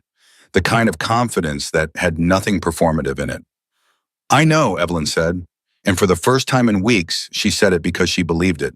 She went back inside and opened the garage and started work on the Dodge Ram, fitting the heads back, working through the torque sequence with care, listening to the engine, come back together under her hands the way engines did when you gave them the right treatment at the right time. Outside, the desert morning was beginning its slow, indifferent warming. Down the highway in the direction of Phoenix, Victor Crane was picking up the phone. And very far away, in a way she couldn't fully see yet, things were beginning to move. The journalist's second call to Victor Crane happened at 9:14 on a Wednesday morning. Evelyn knew the exact time because Ryder texted her when it happened just the time, nothing else, which was how she had come to understand his communication style, precise, minimal, each word doing the work of 10. She was in the garage when the text arrived, standing at the workbench, organizing the parts for the Dodge Ram's final assembly, and she looked at the number 914 and understood that somewhere in Phoenix, in whatever office or house or car Victor Crane occupied at that hour, a phone call was changing the shape of his morning in a way that he had not anticipated and could not contain. She put her phone in her pocket and went back to work. The men on the highway shoulder had changed shifts overnight. The original 10 had been replaced by a different group. Same number, different faces. The kind of rotation that spoke of organization and planning rather than casual presence. She had brought them coffee at 7 without being asked, and the new group had accepted it with the same quiet thanks as the first, and she had gone back to the garage without discussion, the routine of it settling into something almost comfortable. Tom Briggs called at 10. "Something's happening," he said, and his voice had an urgency that Tom didn't usually carry. Tom was a man who processed events deliberately, a quality Evelyn had always respected in him. "There's a truck been parked at the top of my road since last night. Dark no plates I can see from the house." Evelyn was already reaching for her phone to call Ryder before Tom finished the sentence. "Is it still there now?" she said. "Far as I can tell," Tom said. "Go inside and stay there," she said. "Don't go near it. I'll call you back." She called to Ryder. He picked up before the second ring. "There's a vehicle at my neighbor's road," she said. "Tom Briggs, dark truck, no visible plates, there since last night." "I know about it," Ryder said. She paused. "You know about it." "It's being handled," he said. "The people on your highway are aware. Tom is being watched." "Watched how?" "The same way you're being watched," Ryder said. "Nobody goes anywhere alone right now." She absorbed that. "Crane is escalating," she said. "The journalist call this morning shook something loose," Ryder said. "When a man's strategy starts collapsing, he doesn't always choose to go quiet. Sometimes he goes harder. We're prepared for that." "What does harder look like?" she said. Ryder was quiet for the beat, the kind of pause that meant he was choosing how much to say and in what order. "Just stay in the garage today," he said. "Don't drive anywhere. If anything changes on your property, call me before you do anything else." The call ended, and she stood in the middle of the garage and made a conscious decision not to be afraid. Fear was information. It told you something important was at stake and that attention was required. She had received that information. She had acted on it. Sitting inside the fear and letting it run was not useful. She went back to the Dodge Ram. She was installing the valve covers, the engine almost fully reassembled now when she smelled it. Not immediately alarming smoke happened in garages was a natural byproduct of hot metal and oil and combustion. But this was different. This was the particular acrid quality of something burning that wasn't supposed to be burning, a smell with volume to it, with insistence, not the ambient background smell of a working shop, but something else. She stepped out of the garage and turned toward the storage unit. The back corner of the storage unit was on fire. Not a small fire, not the kind of fire that came from a cigarette or a fallen lamp or an accidental ignition. The kind of fire that had been started deliberately with something that burned fast and hot, because the corner was already well involved and the flames were moving with the purposeful energy of accelerated combustion, climbing the old wooden wall studs, taking the shelving, moving toward the connected rear wall of the structure. She called 911. She called to Ryder. She grabbed the extinguisher from the garage and ran toward the storage unit and got the nozzle aimed at the base of the fire and worked it, and the extinguisher was industrial size and she used all of it, and it wasn't enough. The fire was too far along, had too much fuel in the shelving and the dry desert-cured wood of the structure, and she stepped back because getting closer was going to kill her, and the extinguisher was empty. She stood back and watched her storage unit burn. She watched 30 years of accumulated parts and materials and Roy's tools and Roy's inventory, and the things she had kept because they were useful, and the things she had kept because she couldn't let them go. She watched all of it burn in the 14 minutes it took the fire department to arrive. She stood in the lot and she held her phone and she watched the fire take the structure with a thoroughness that was almost complete by the time the first truck came through her gate. She was still standing there when Ryder called back, and she picked up and said simply, "They burned the storage unit." His response was immediate. "Are you hurt?" "No." "Anyone else on the property?" "No." "Are the fire department there?" "Just arrived," she said. "Don't go anywhere," he said. "I mean it. Don't leave the property."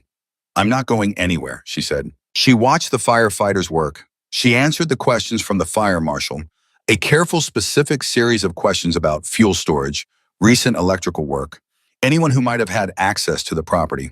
She told him about the broken lock 3 weeks ago. She told him about Victor Crane. She told him about the code enforcement visits and the threats. She gave him Sandra's name and Dan's name and the police report number from the break-in. The fire marshal's name was Garrett, and he had the look of a man who had seen arson enough times to recognize it without needing a lab report. He was writing everything down. "I'm going to need to do a detailed examination of the burn pattern once it's safe to enter," he said. "But I want to be straight with you, what you're describing, the accelerant smell, the speed of involvement. The location starting at the back corner, away from any plausible, accidental ignition source that's consistent with intentional fire. I know it's intentional, Evelyn said. I understand, Garrett said. We're going to document it properly. She called Sandra from the driveway while the fire marshal was still working. Sandra's response was immediate and sharp. This is a criminal act, Sandra said. This changes everything legally and strategically. File a supplemental police report today, not tomorrow. Cross-reference it to the original break-in report. And Evelyn, this is the moment where Crane has crossed from civil wrongdoing into criminal liability. If the arson investigation connects to him, we're talking about felony charges. He was careful, Evelyn said. Arson investigators are good, Sandra said. And your fire marshal already has the context. Let him work. The fire marshal worked for 4 hours. His initial assessment delivered to Evelyn in the late afternoon while the ruins of the storage unit were still smoking was a single word she had been waiting for: accelerant. 2 distinct pour patterns, he said. Starting points in 2 separate corners, which meant 1 person or 2 people working quickly, designed for maximum involvement. Evelyn called Ryder with the assessment. Accelerant, he said. 2 pour points. Yes. The fire marshal's name. Garrett, she said, works out of the county office. Good man, Ryder said, and the certainty in it suggested he knew the name, which stopped her for a second, but she had long since stopped being surprised by the breadth of what Ryder seemed to know and who he seemed to know it about. What happens now, she said. Now, Ryder said, Crane makes his last move. She didn't have to wait long to find out what that looked like. Victor Crane arrived at her property at 5:30 in the afternoon while the fire marshal's team was still packing up. He came alone this time, no expensive suit, no practiced charm. He wore the look of a man who had decided that polish was no longer worth the effort. He got out of the SUV and walked toward her where she was standing in the lot, and she watched him come, and she did not move to meet him or step back from him. She stood where she was and waited. I told you this would get complicated, he said. He stopped about 8 feet from her, which was a distance that felt calculated, close enough to be personal, far enough to be deniable. You burned my storage unit, she said. I don't know what you're referring to, he said, and this time the flatness in his voice was different. It wasn't the controlled flatness of a practiced denial. It was the flatness of a man who had stopped performing and was simply saying the words because they were the words to say. The fire marshal is 20 feet behind you, Evelyn said. He's been here all day. Crane didn't look back. I came to make you a final offer, he said. Not a conversation, a final offer. The number has gone down since the last time. That's the reality of negotiation. When one side doesn't move, the other side adjusts its position. She looked at him. She had spent 3 weeks watching this man systematically attack everything she had: her tax record, her title, her property, her structure, her sense of safety. She had watched him work through channels and through money and through the quiet arrangement of systems that were supposed to protect people. She had called in help from strangers and rebuilt her defense piece by piece and watched the first pieces of his operation begin to crack. And now he was standing in her driveway the day after his people had set fire to her land and offering her a lower number than last time. Leave, she said. Mr. Harper, leave my property, Byron, she said. Now, he looked at her for a long moment. The same calculation she'd seen before, measuring resistance testing load, figuring out how much pressure was left to apply. You're making a mistake, he said. Get out of here, she said. And there was something in her voice that was different from the last time she'd said it, not louder, not more emotional, but stripped down to something so direct and final that even Victor Crane could read it. He looked at her for one more second. Then he got in his car and left. Garrett, the fire marshal, came up beside her. That the developer, he said. Yes, she said. Garrett watched the SUV until it was gone. I'm going to need a full statement from you about his prior contact with you and with this property, he said. Every interaction, every communication, every threat, starting from the first letter. I have documentation of all of it, she said. I've been keeping records since the beginning. Garrett looked at her with an expression she couldn't quite name. Good, he said. That's exactly what we need. That night, she sat at Roy's desk and called Ryder, and for the first time in all the calls they'd had, she didn't have anything specific to report. She just called. He answered. He came back, she said. I know, Ryder said. Garrett called it in. Garrett called it in to you, she said. To people I know, Ryder said, without elaborating. She decided not to push it. He offered me less money than last time, she said. He's scared, Ryder said. A man who burns something and then comes back offering money that's someone who has run out of sequence. He expected the fire to break you. You're still standing, and he doesn't have another move that isn't visible now. What's he going to do, she said. Depends on how scared he is, Ryder said. But Evelyn, I need to tell you something. Are you sitting down? The question was unusual enough that she registered it. Yes, she said. The article is running tomorrow morning, he said. Arizona Republic front page of the Metro section. Web version goes up at midnight tonight. Web is named. The shell company chain is documented. The county board connections are documented. The specific case of your property is named in the article. You're named. Your situation is described. The fabricated tax debt, the forged deed, the arson investigation. All of it. She was quiet for a moment. My name is in the article. Yes, he said. I wanted your permission before it ran. The journalist asked for it, but it was already too late to take it out tonight and the presses are running. I should have told you sooner. I'm sorry. Don't apologize, she said. It needed to come out. Yes, he said. It needed to come out. What happens after tomorrow, she said. Things move very fast, he said. The article is going to generate attention. Other media, social media people who have had dealings with Crane County officials who want to get in front of the story. The people who made the code board decisions are going to have very uncomfortable phones tomorrow morning. The tax authority has already started its internal audit that's going to accelerate. Sandra's discovery motion becomes very powerful in the context of a published investigation. And the arson. The fire marshal's report goes to the county attorney's office, he said, with the article providing context, the pattern of conduct, the prior contact, the escalation. The basis for a criminal investigation is strong. She sat with all of this, the weight of it, the scale of what had been built in the weeks since she'd picked up the phone and called a man she barely knew. Ryder, she said. Yeah.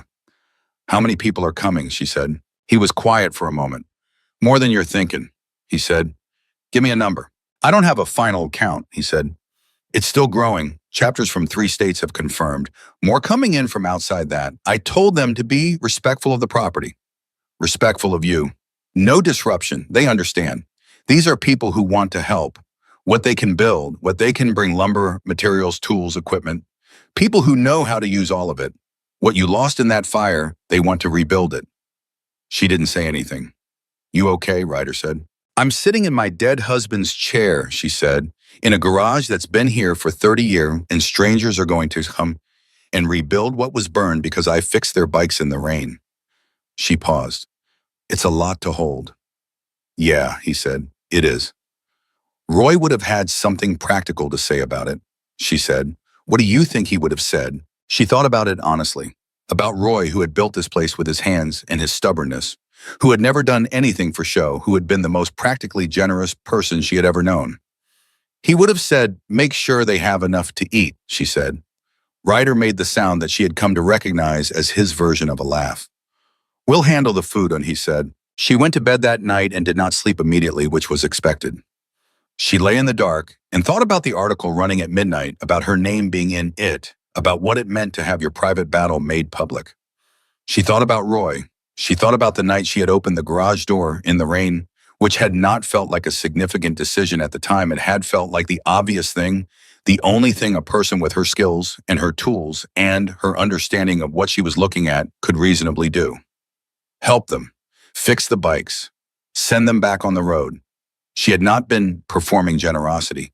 She had simply been herself in her fullest, most natural form. And this, all of this, the investigation and the article and the people on the highway shoulder and the phone call with Ryder and the thing that was coming was what that had grown into. She fell asleep at 2 a.m. At 4:17, her phone buzzed. She picked it up expecting Ryder. It was a number she didn't recognize, a Phoenix area code. Ms. Harper. The voice was male, older measured. My name is David Lowell. I'm a deputy county attorney for Maricopa County. I apologize for the hour. I'm calling because the arson investigation report from Fire Marshal Garrett has been forwarded to my office, and I'm also looking at a published article in the Arizona Republic that went live approximately 90 minutes ago. He paused. I want you to know that our office is opening a formal criminal investigation into Victor Crane and associated entities effective as of this phone call. She sat up in bed. A formal investigation, she said. Yes, ma'am. I also want you to know that the property lien that was pending against your address has been formally stayed by our office pending the outcome of this investigation, and we are requesting a complete freeze on the property claim proceedings in civil court until the criminal matter is resolved. Another pause. I understand you have been through a significant ordeal. I want you to know this office should have been involved earlier. I'm sorry that it took this long. She was quiet for a moment. What do you need from me? She said. Everything you have, he said. All of your documentation. We'd like to schedule an in-person meeting in the next 48 hours if you're willing. I'm willing, she said. She called Ryder at 4:30. He answered on the first ring, which meant he was awake, which meant he had been waiting. The county attorney's office called, she said. Criminal investigation into Crane. The lien is stayed. Dean, the property proceedings are frozen. I know, he said. You know because Lowell is a good man and he moves fast when he has what he needs to move, Ryder said, and because we made sure he had what he needed to move. She let that settle. How long, she said. How long have you been building this? Since the night you called me, he said. We started that night. You started a criminal investigation from a phone call, she said. We started gathering what was already there, he said. Crane's operation had been running long enough to leave tracks. We just followed them and handed the information to the right people. The right people, she said, people who wanted to do the right thing but didn't have the full picture. He said, Webb was the key. Once Webb talked, the picture completed itself. She was silent for a moment. Outside, the pre-dawn desert was doing its quiet breathing. That particular stillness that existed only in the hour before the light came and everything started again. When are they coming? She said. The people you mentioned. Dawn, he said. Some of them are already on the road. Others are going to see the article and start coming when it's daylight. Dawn today. Dawn today, he said. She looked at the clock. It was 4:42 in the morning. Then I should get up, she said. Get some coffee going, he said. A lot of coffee. She got up, she made coffee. She went to the garage and turned on the lights, and the garage looked the way it always looked, the tools in their places, the workbench clear from last night's cleanup, the Dodge Ram in the center bay, with its engine fully assembled and waiting for its test start. Roy's stool pulled out where she'd left it. She walked through the space and touched the walls and the workbench and the tool chest the way she sometimes did in quiet moments, feeling the solidity of the place, the 30 years embedded in every surface. The storage unit was gone. She could see the remains of it through the back window. The blackened foundation, the fallen structure, the ash of 30 years of accumulation. She let herself look at it for a moment.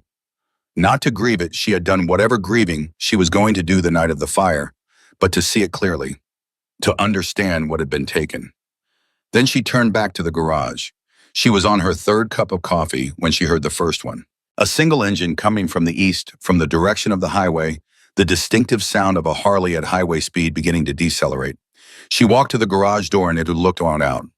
One bike, then three behind it, then more coming around the long curve of the highway where it bent toward her property, headlights still on in the early morning gray, a line of them that didn't end when she expected it to end. She stood in the doorway and watched them come. More than she had counted on, more than the number in her head that she had built from what Ryder had told her. They filled the highway and her lot and the road and the shoulder in both directions, and they kept coming single file on the highway and then spreading as they entered her land, organized, purposeful, not a crowd but a formation, people who knew how to occupy space without chaos. She couldn't count them. They were still arriving. Ryder's bike came in from the middle of the column, and he pulled up in front of her and cut the engine and got off, and he looked at her the way he had looked at her the night she'd finished his cruise bikes. That measuring, recalibrating, looked the one that had something more honest under it than its surface suggested. Morning, he said. Morning, she said. He looked past her at the garage, at the ruins of the storage unit visible at the back, at the property in the early light. You doing okay, he said. Ask me again in an hour, she said. He nodded. That was sufficient. Behind him, the flatbed trucks were arriving. She hadn't seen them initially because she'd been watching the bikes, but now she registered them. Large loaded tarps over their cargo. Lumber, steel, equipment. She could tell from the weight and the height of what was under those tarps. Construction materials. Real ones in serious quantities. How much did they bring, she said. Enough to rebuild what burned, Ryder said. And more. A man she didn't recognize, heavy-set, built like someone who had poured concrete for 40 years, wearing a work vest over his cut, came up to Ryder and said something low. Ryder turned to Evelyn. "He needs to know where your property lines run," he said, "for the foundation work." She went and showed the man her property lines. He walked them with her, measuring with his eyes the way experienced builders did, making notes on a pad he pulled from his vest. When they'd completed the circuit, he said, "We'll have the foundation cleared and poured by end of day. Frame goes up tomorrow." She looked at him. "The whole frame? We've got 40 people who frame for a living," he said, "and another 60 who can follow direction." "Yeah, the whole frame." She didn't have a response to that, so she nodded. Dozer appeared at her elbow. She recognized him, the man from the night of the storm who had watched her hands while she worked, who had sat backward on the folding chair. He was grinning, which was different from how she remembered him. "You look like you need more coffee," he said. "I've had 3 cups," she said. "You need a 4th, he said. "Big day." Sandra Okafor called at 7:15 as the construction preparation was beginning in earnest around her. "I assume you've seen the article," Sandra said, and her voice had the quality of someone who had been awake since midnight. "I've been busy," Evelyn said. "The discovery motion we filed yesterday, Crane's attorneys called this morning to say they're withdrawing the property claim." Evelyn stopped walking. "Withdrawing?" "Completely," Sandra said. "No negotiation, no settlement demand, withdrawn." The article named their shell company structure in enough detail that continuing the claim creates additional criminal exposure. They made a calculation. "It's over," Evelyn said. "The property claim is over." "The property claim is over," Sandra said. "The tax reassessment was already withdrawn. The code violations are under review and will almost certainly be reversed given the board investigation. What remains is the criminal matter, which is now in the county attorney's hands." Sandra paused. "Evelyn, do you understand what I'm telling you? Your property is yours, clearly, unambiguously, legally yours. Nobody is taking it." She stood in the middle of her lot, surrounded by the sound of motorcycles and people unloading equipment, and someone calling out measurements with the morning sun, just clearing the eastern ridge and the ruins of the storage unit, still smoking faintly at the back. And she heard Sandra tell her that the property was hers. She closed her eyes for a second. "Thank you, Sandra," she said. "Thank your documentation," Sandra said, "and thank whoever made the call to Marcus Webb, because without that, I'm not sure how long this would have taken." She hung up and turned to find Ryder standing nearby, close enough to have heard the one-sided conversation. He read her face and said nothing. He didn't need to. "The property claim is withdrawn," she said. He nodded. "Sandra says the property is clearly mine," she said. "It always was," he said. She looked at him, at the gray beard, the gray hair, the road-worn face that had been the first thing she'd seen through her garage window on the night of the storm, the face of a man she had decided to help without asking who he was or what he needed or what it might cost her. She had simply looked at 6 broken machines in a group of wet, stranded strangers and done what she knew how to do. "You came back," she said. "We came back," he said, and gestured at the hundreds of people working behind him. The trucks unloading, the construction teams already marking out the foundation area, the food being set up by a group of women who had arrived in 2 vans and immediately established a cooking operation that smelled, even from across the lot, like something substantial and real. "Roy would have wanted to help them build it," Evelyn said. "Tell me about Roy," Ryder said. She looked at him to see if he meant it. He did. She could tell. "Maybe later," she said, "when it gets quiet." "Deal," he said. A shout went up from the foundation crew. Something had been confirmed, a measurement agreed upon, the beginning of something. She turned toward the sound, toward her land, her ruined storage unit, and the 60 people preparing to do something about it. She took a breath, and she walked toward them. She walked toward them, and they made room for her without being asked. That was the thing she noticed first, not the numbers, not the equipment, not the sheer organized scale of what was happening on her land. She noticed the way people moved when she came near, the way space opened naturally in front of her, without anyone directing it, the way heads turned and voices dropped briefly, and then continued, the specific quality of attention that a group of people gave to someone they had come specifically to help. It was not deference. It was something warmer and more honest than that. It was the behavior of people who knew why they were there and wanted her to know they knew. The foundation crew chief was a man named Dale, broad-shouldered, late 50s, the kind of physical competence that came from a lifetime of building things correctly and not accepting anything less. He showed her the plan on a weathered notepad, pencil sketched dimensions, and asked her 3 questions, How much storage did she need? Did she want it connected to the main garage structure or separate? And what was the load requirement for the heaviest equipment she'd need to store? She answered all three without hesitation because she had been thinking about those answers for years, every time she'd worked around the limitations of the original structure. She told him what she needed, he nodded and wrote it down and turned back to his crew, and the work resumed at a pace that told her this was not the first time these people had built something under time pressure with intention behind it. Ryder materialized at her shoulder. He's one of the best framers in the state, he said, nodding toward Dale. Done this for 30 years. He drove 6 hours last night to be here. Why, she said. Because he wanted to, Ryder said. That's the only reason anyone here has. She stood and watched Dale's crew work for a few minutes, and then she made herself stop watching and go do something useful because standing and observing while other people worked was not in her nature, and her nature was not something she intended to change at 68. She went into the garage and started the Dodge Ram. The engine turned over on the first try, settled into an even idle, and stayed there. She listened to it for a full minute, the sound of something repaired completely, all cylinders firing in the right sequence. The harmonics of a machine that was running the way it was designed to run.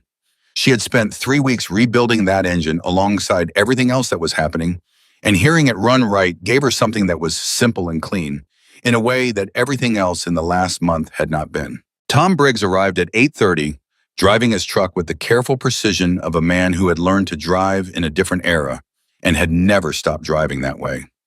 He got out and stood for a moment, taking in the scale of what was happening on Evelyn's property. The people, the equipment, the flatbeds, the construction activity already underway. And then he walked over to where Evelyn was standing, and he said nothing for a while, just stood beside her. Roy would have had something to say about this, he said finally. That's the second time someone said that to me this morning, she said. Because it's true, he said. You want to know what he would have said? He didn't wait for her answer. He would have said, Ev, I think we need a bigger coffee pot. She laughed. It came out of her without warning or preparation, full and real, the kind of laugh that happened when something hit exactly the right nerve between grief and joy. Tom looked at her with the satisfaction of a man who had known exactly what he was doing. Come on, she said. I'll show you what they're building. She walked him through it, and as they moved through the property, she found herself narrating things she hadn't consciously organized, the plan for the new structure, the improved dimensions, the way Dale had suggested, incorporating a separate parts storage section with proper fire suppression. She was thinking out loud, and Tom was listening in the way he always had, the way good people listen, which was fully and without interruption. By the time they'd completed the circuit, she had articulated something she hadn't quite known she was thinking, that the structure being built was going to be better than the one that had burned. Not just in materials or design, in what it represented. The burned one had been built in grief and stubbornness, built to maintain what she and Roy had made because she couldn't imagine losing it. This one was being built by choice, by community, by the specific human decision of hundreds of people to show up and use their hands. That's not nothing, Tom said.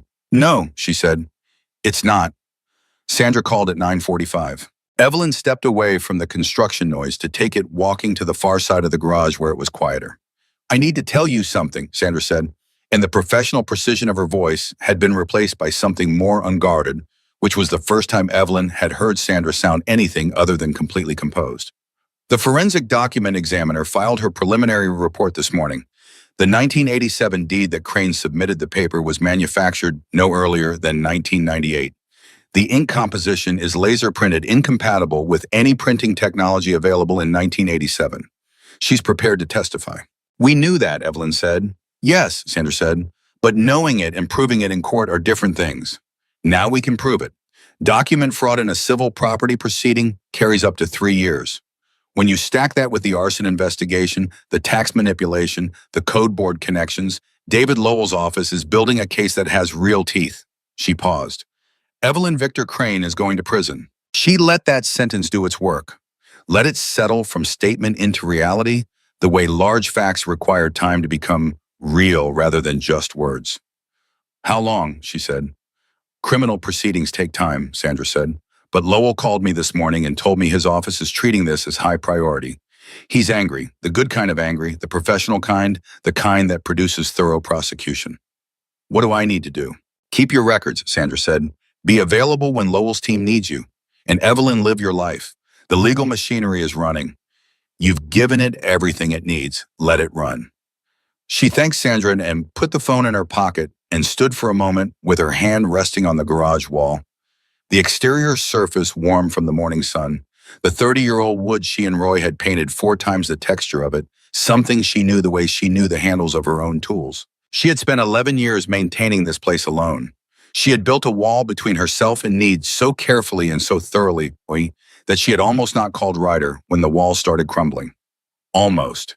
Because 68 years of life had also taught her, somewhere underneath the stubbornness, that walls built to protect you could also seal you in, and that knowing when to open a door was not the same as admitting weakness. Roy had taught her that, by loving her when she was difficult, by staying when she pushed, by choosing her day after day in the ordinary and the hard and the everything in between. She missed him with a sharpness that surprised her even now 11 years in.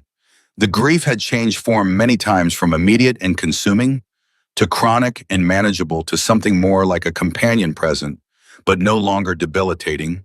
But it had never fully gone, and she had stopped expecting it to. She carried him the way you carried anything essential without thinking about it, just built into the structure of how you move through the world. She pushed off the wall and went back to the work. The food operation had scaled up considerably by 10 o'clock. The 2 vans from earlier had been joined by a pickup truck with a flatbed grill and 2 propane burners, and the smell of actual cooking, not donated pastries or packaged food, but real cooking. Bacon and eggs, in quantities designed to feed a crew, had pulled workers toward the makeshift kitchen in a steady drift. Evelyn walked past it, and one of the women manning the grill, 60s, red-haired, with the efficient warmth of someone who had fed large groups her whole life, handed her a plate without asking. "Eat," the woman said. "You look like you've been running on coffee since last Tuesday." Evelyn ate, scrambled eggs and bacon and toast, standing at the edge of the lot with a paper plate watching Dale's crew sink the first anchor bolts into the concrete pad that had been poured while she wasn't looking. Fast work, efficient work, the kind that came from knowing exactly what you were doing and having the people and materials to do it without compromise. "That's faster than I expected," she said to no one in particular. "Dale doesn't believe in slow," said Dozer, appearing at her elbow with his own plate. He had the satisfied expression of a man in his natural element. He built a full garage structure in 2 days once on a bet. Lost the bet because he finished in a day and a half. "Is that true?" she said.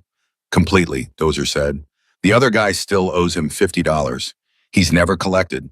Says the look on his face was worth more." She ate, she watched, she talked to people she hadn't met who had driven from New Mexico and Nevada and Utah, who had heard the story and come because the story had done something to them that they couldn't entirely articulate but understood well enough to act on. She heard her own name in their mouths, not as celebrity, not as spectacle, but as something closer to a fixed point, a reference, a thing that meant what it was supposed to mean. A woman who helped strangers for nothing and then needed help herself and got it. The simplicity of that arc was not lost on her. She had lived long enough to know that simple wasn't the same as easy, and that the stories that lasted were usually the ones that didn't require explanation. At 11, Ryder found her and said there was someone she needed to talk to. She followed him to the far side of the lot, away from the construction noise, where a man was waiting. Slight mid-50s, the kind of face that had been under fluorescent office lighting for enough years that it had forgotten what direct sun felt like. He looked nervous in the way of people who had made a significant decision and were still processing the weight of it. "Marcus Webb," Ryder said and stepped back. She looked at the man, at the person who had worked for Victor Crane for 4 years and known what was being done to people like her, and said nothing for most of that time, and then said something when it mattered. She thought about what she wanted to say to that kind of person and what she felt about it and whether those 2 things were the same. They were not. "You worked for him," she said. "Yes," Webb said. "You knew what he was doing." Webb was quiet for a moment. "Not all of it," he said. "Not right away. By the time I understood the full picture." He stopped, started again. "I stayed longer than I should have. I know that. I left when I couldn't stay anymore. I should have left sooner. I should have talked sooner. I know that too." She looked at him. His hands were slightly unsteady. He hadn't slept. She could tell the specific exhaustion of someone who had done something irrevocable and was living in the immediate aftermath of it, the adrenaline still metabolizing. "Why did you talk?" she said. "Why now?" He looked past her for a moment at the construction, at the people, at all of it. "Someone told me your story," he said. What you did, the bikes, the storm, the garage, what he did to you after. I'd been sitting on everything for 18 months telling myself the right time would come, the right situation.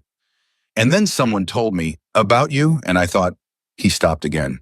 I thought if she could open a garage door for strangers in the middle of the night, I could make a phone call. She was quiet for a long moment. Thank you, she said. The words were plain. She didn't add to them because the plainness was the point. He had done something real, and it had cost him something real, and the thing you said to that was, thank you without decoration. He nodded. He looked like a man who had needed to hear it and hadn't been sure he would. Ryder walked him to his car 20 minutes later, and Evelyn watched them go, and then she turned back to the construction site where Dale was running through a measurement check on the first wall frame, with 3 of his crew calling out numbers in the clipped shorthand of experienced builders. She went to Dale. Can I help, she said. He looked at her, measured her the way tradespeople measured each other, not skeptically but honestly reading what she was. You do any framing, he said. I've put up walls, she said. Baling like this scale, but I know which end of a hammer to hold. Then hold it, he said, and handed her a framing nailer. She spent the next 3 hours working alongside Dale's crew. She wasn't the fastest person there, and she wasn't trying to be. She worked at her own pace, which was steady and accurate, the same qualities she brought to engine work.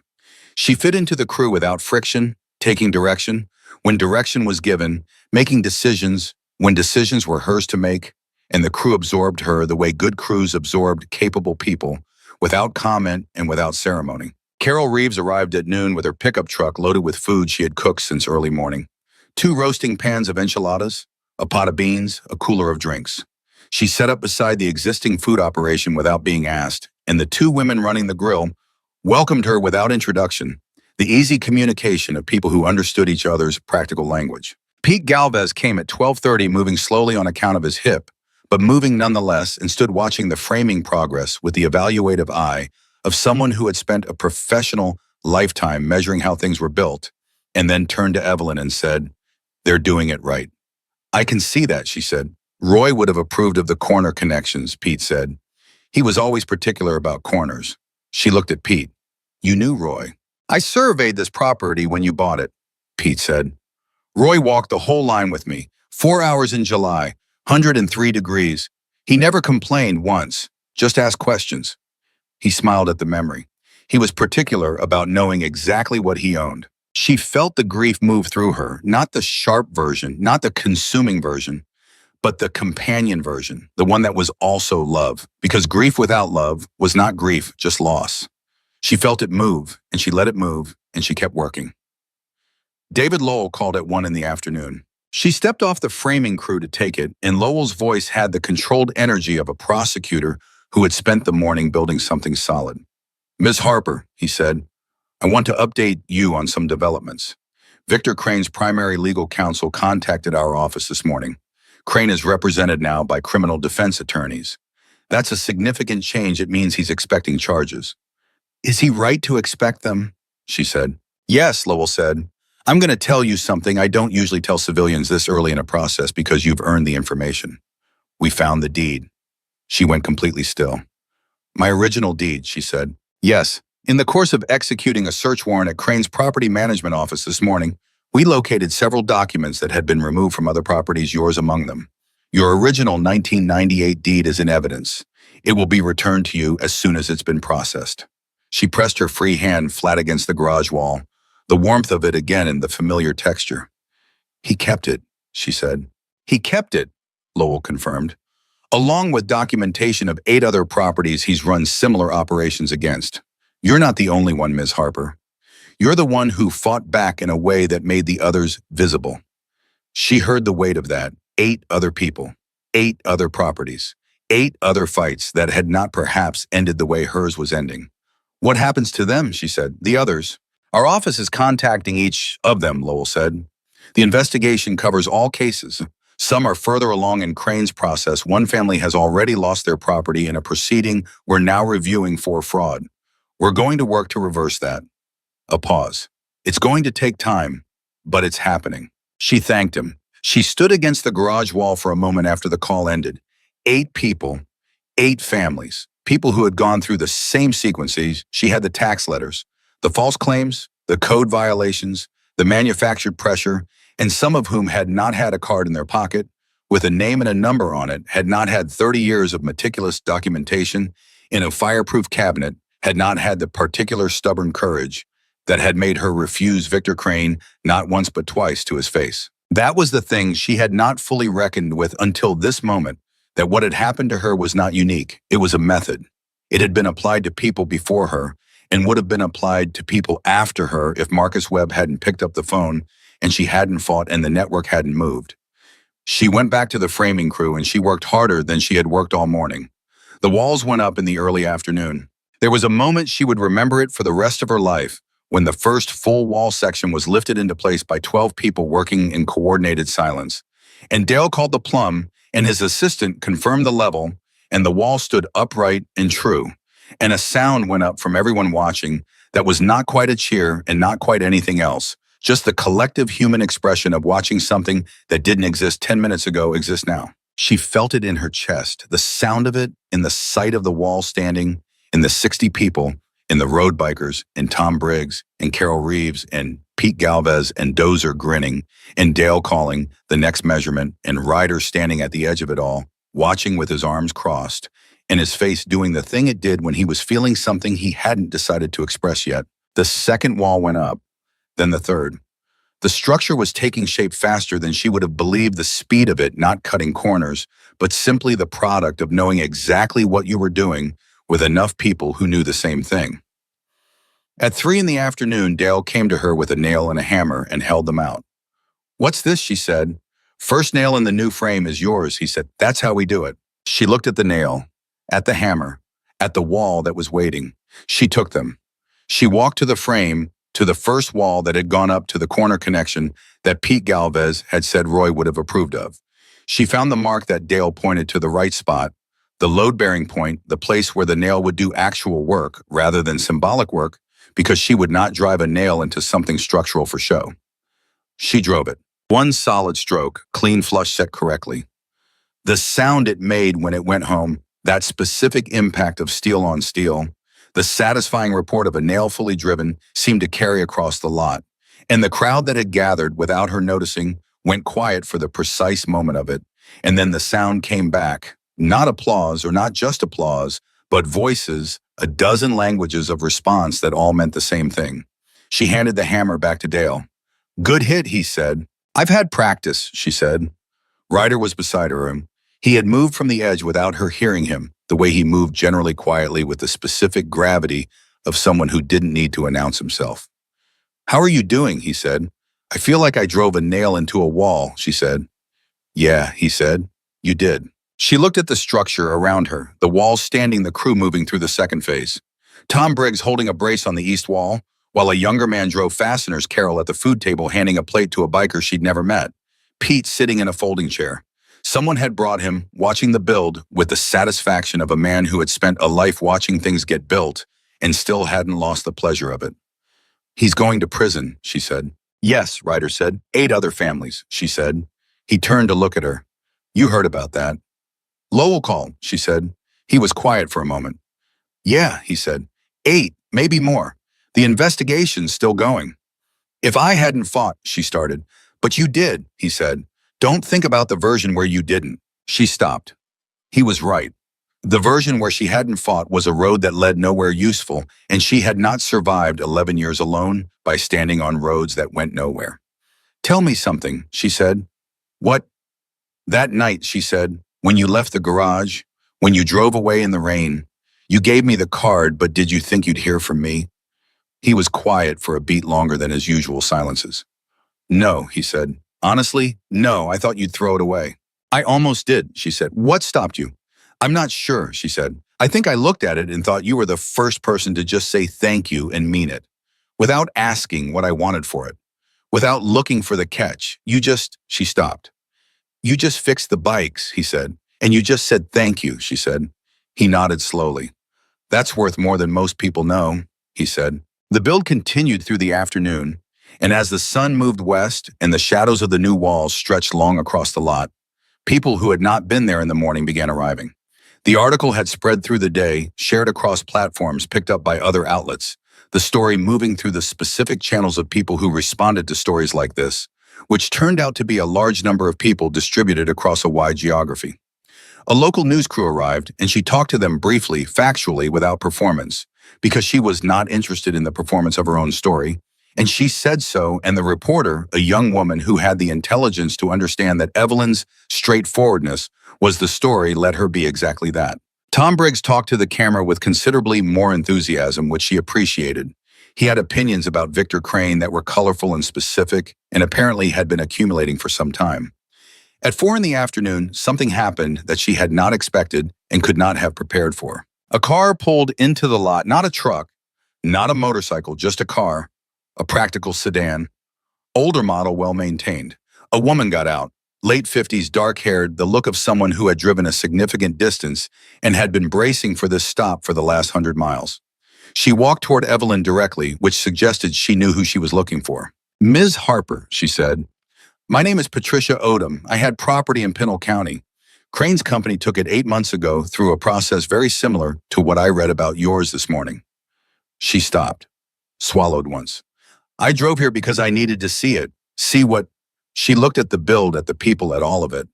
"I needed to see what it looked like when it worked." Evelyn looked at this woman, at the 8 months of defeat she was carrying, visible in the specific way her body held itself, slightly forward, slightly braced, the posture of someone who had been absorbing blows and had stopped expecting them to stop.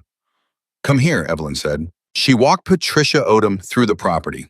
She introduced her to Sandra's number, which she wrote on a piece of paper from the workbench. She told her about Lowell. She told her that Lowell's office was already looking at the other cases. She told her plainly and without minimizing that it was going to take time, and it was going to be hard, and that she would not be doing it alone. Patricia listened the way a person listened when they had been not listened to for a very long time. "Why are you helping me?" Patricia said. "You don't know me." Evelyn looked at her. "You came," she said. "That's enough." Patricia Odom stayed for 3 hours. By the time she left, she had Sandra's information, Lowell's office number, and a plate of Carol's enchiladas that Carol had pressed on her with a firmness that brooked no refusal. She also had something less tangible, but more important, the look of a woman who had come in carrying defeat and was leaving carrying something else.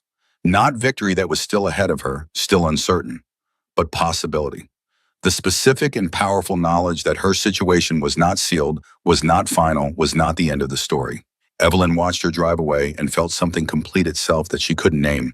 The structure was roofed at 5:15. The crew put the last ridge beam in place as the sun was going gold and angled, and the shadows of the new walls stretched long and solid across the lot. And Dale called in the level 1 final time. "Perfect," he said, "dead perfect." And the crew below responded with the noise of people who had built something real and knew it. Evelyn stood under the new roof and put her hand on the ridge beam. The wood was smooth and raw and smelled like fresh lumber, like something new, like possibility in its most material form. She stood with her hand on it, and she thought about Roy, who had not been afraid of new things, even when they cost him, who had built this property from a piece of bare desert with a belief in useful work that he had passed to her, not by instruction, but by example, by doing it alongside her, by being the person he was for long enough that she had become, in ways she still sometimes discovered a person shaped by having known him. "Good beam," Dale said, coming to stand beside her. "Good beam," she agreed. The evening settled in the way desert evenings did, the temperature dropping with the swiftness that still surprised people who hadn't grown up with it, the sky going from gold to rose to something deeper and more complex that had no name in English. People gathered naturally, the construction noise giving way to voices and laughter, food being handed around, fires being lit against the cooling air in the fire barrels that someone had produced from somewhere, as if this had been planned, which perhaps it had. Ryder sat down next to her on the tailgate of Tom's truck, which was where she'd ended up without quite deciding to. She handed him a cup of coffee from the thermos she'd been carrying since mid-afternoon. He took it. He looked out at the property, at the new structure, solid and true, lit from inside by the portable work lights that cast a warm, clean light through the open walls, at the people around the fire barrels, at the remains of the burned storage unit, which would be cleared tomorrow once the investigation team released the area. "Tell me about Roy," he said. She looked at him. He had asked this morning and she had deferred and he had accepted it, and he was asking again now in the dark with coffee when the day had settled into something that could hold a conversation like that. She told him. She told him about Roy Harper, who had been an indifferent student and a gifted mechanic who had found her car broken down on a highway in 1981 and fixed it in 40 minutes and asked for her number, and then not called for 3 weeks because he was nervous, which she had found out later. She told him about the early years, the arguments about money and the arguments about nothing, and the marriage finding its shape the way marriages did through collision and accommodation, and the slow discovery of the actual person you had committed to. She told him about Roy's hands, which were large and scarred and gentle in a way that contradicted their appearance.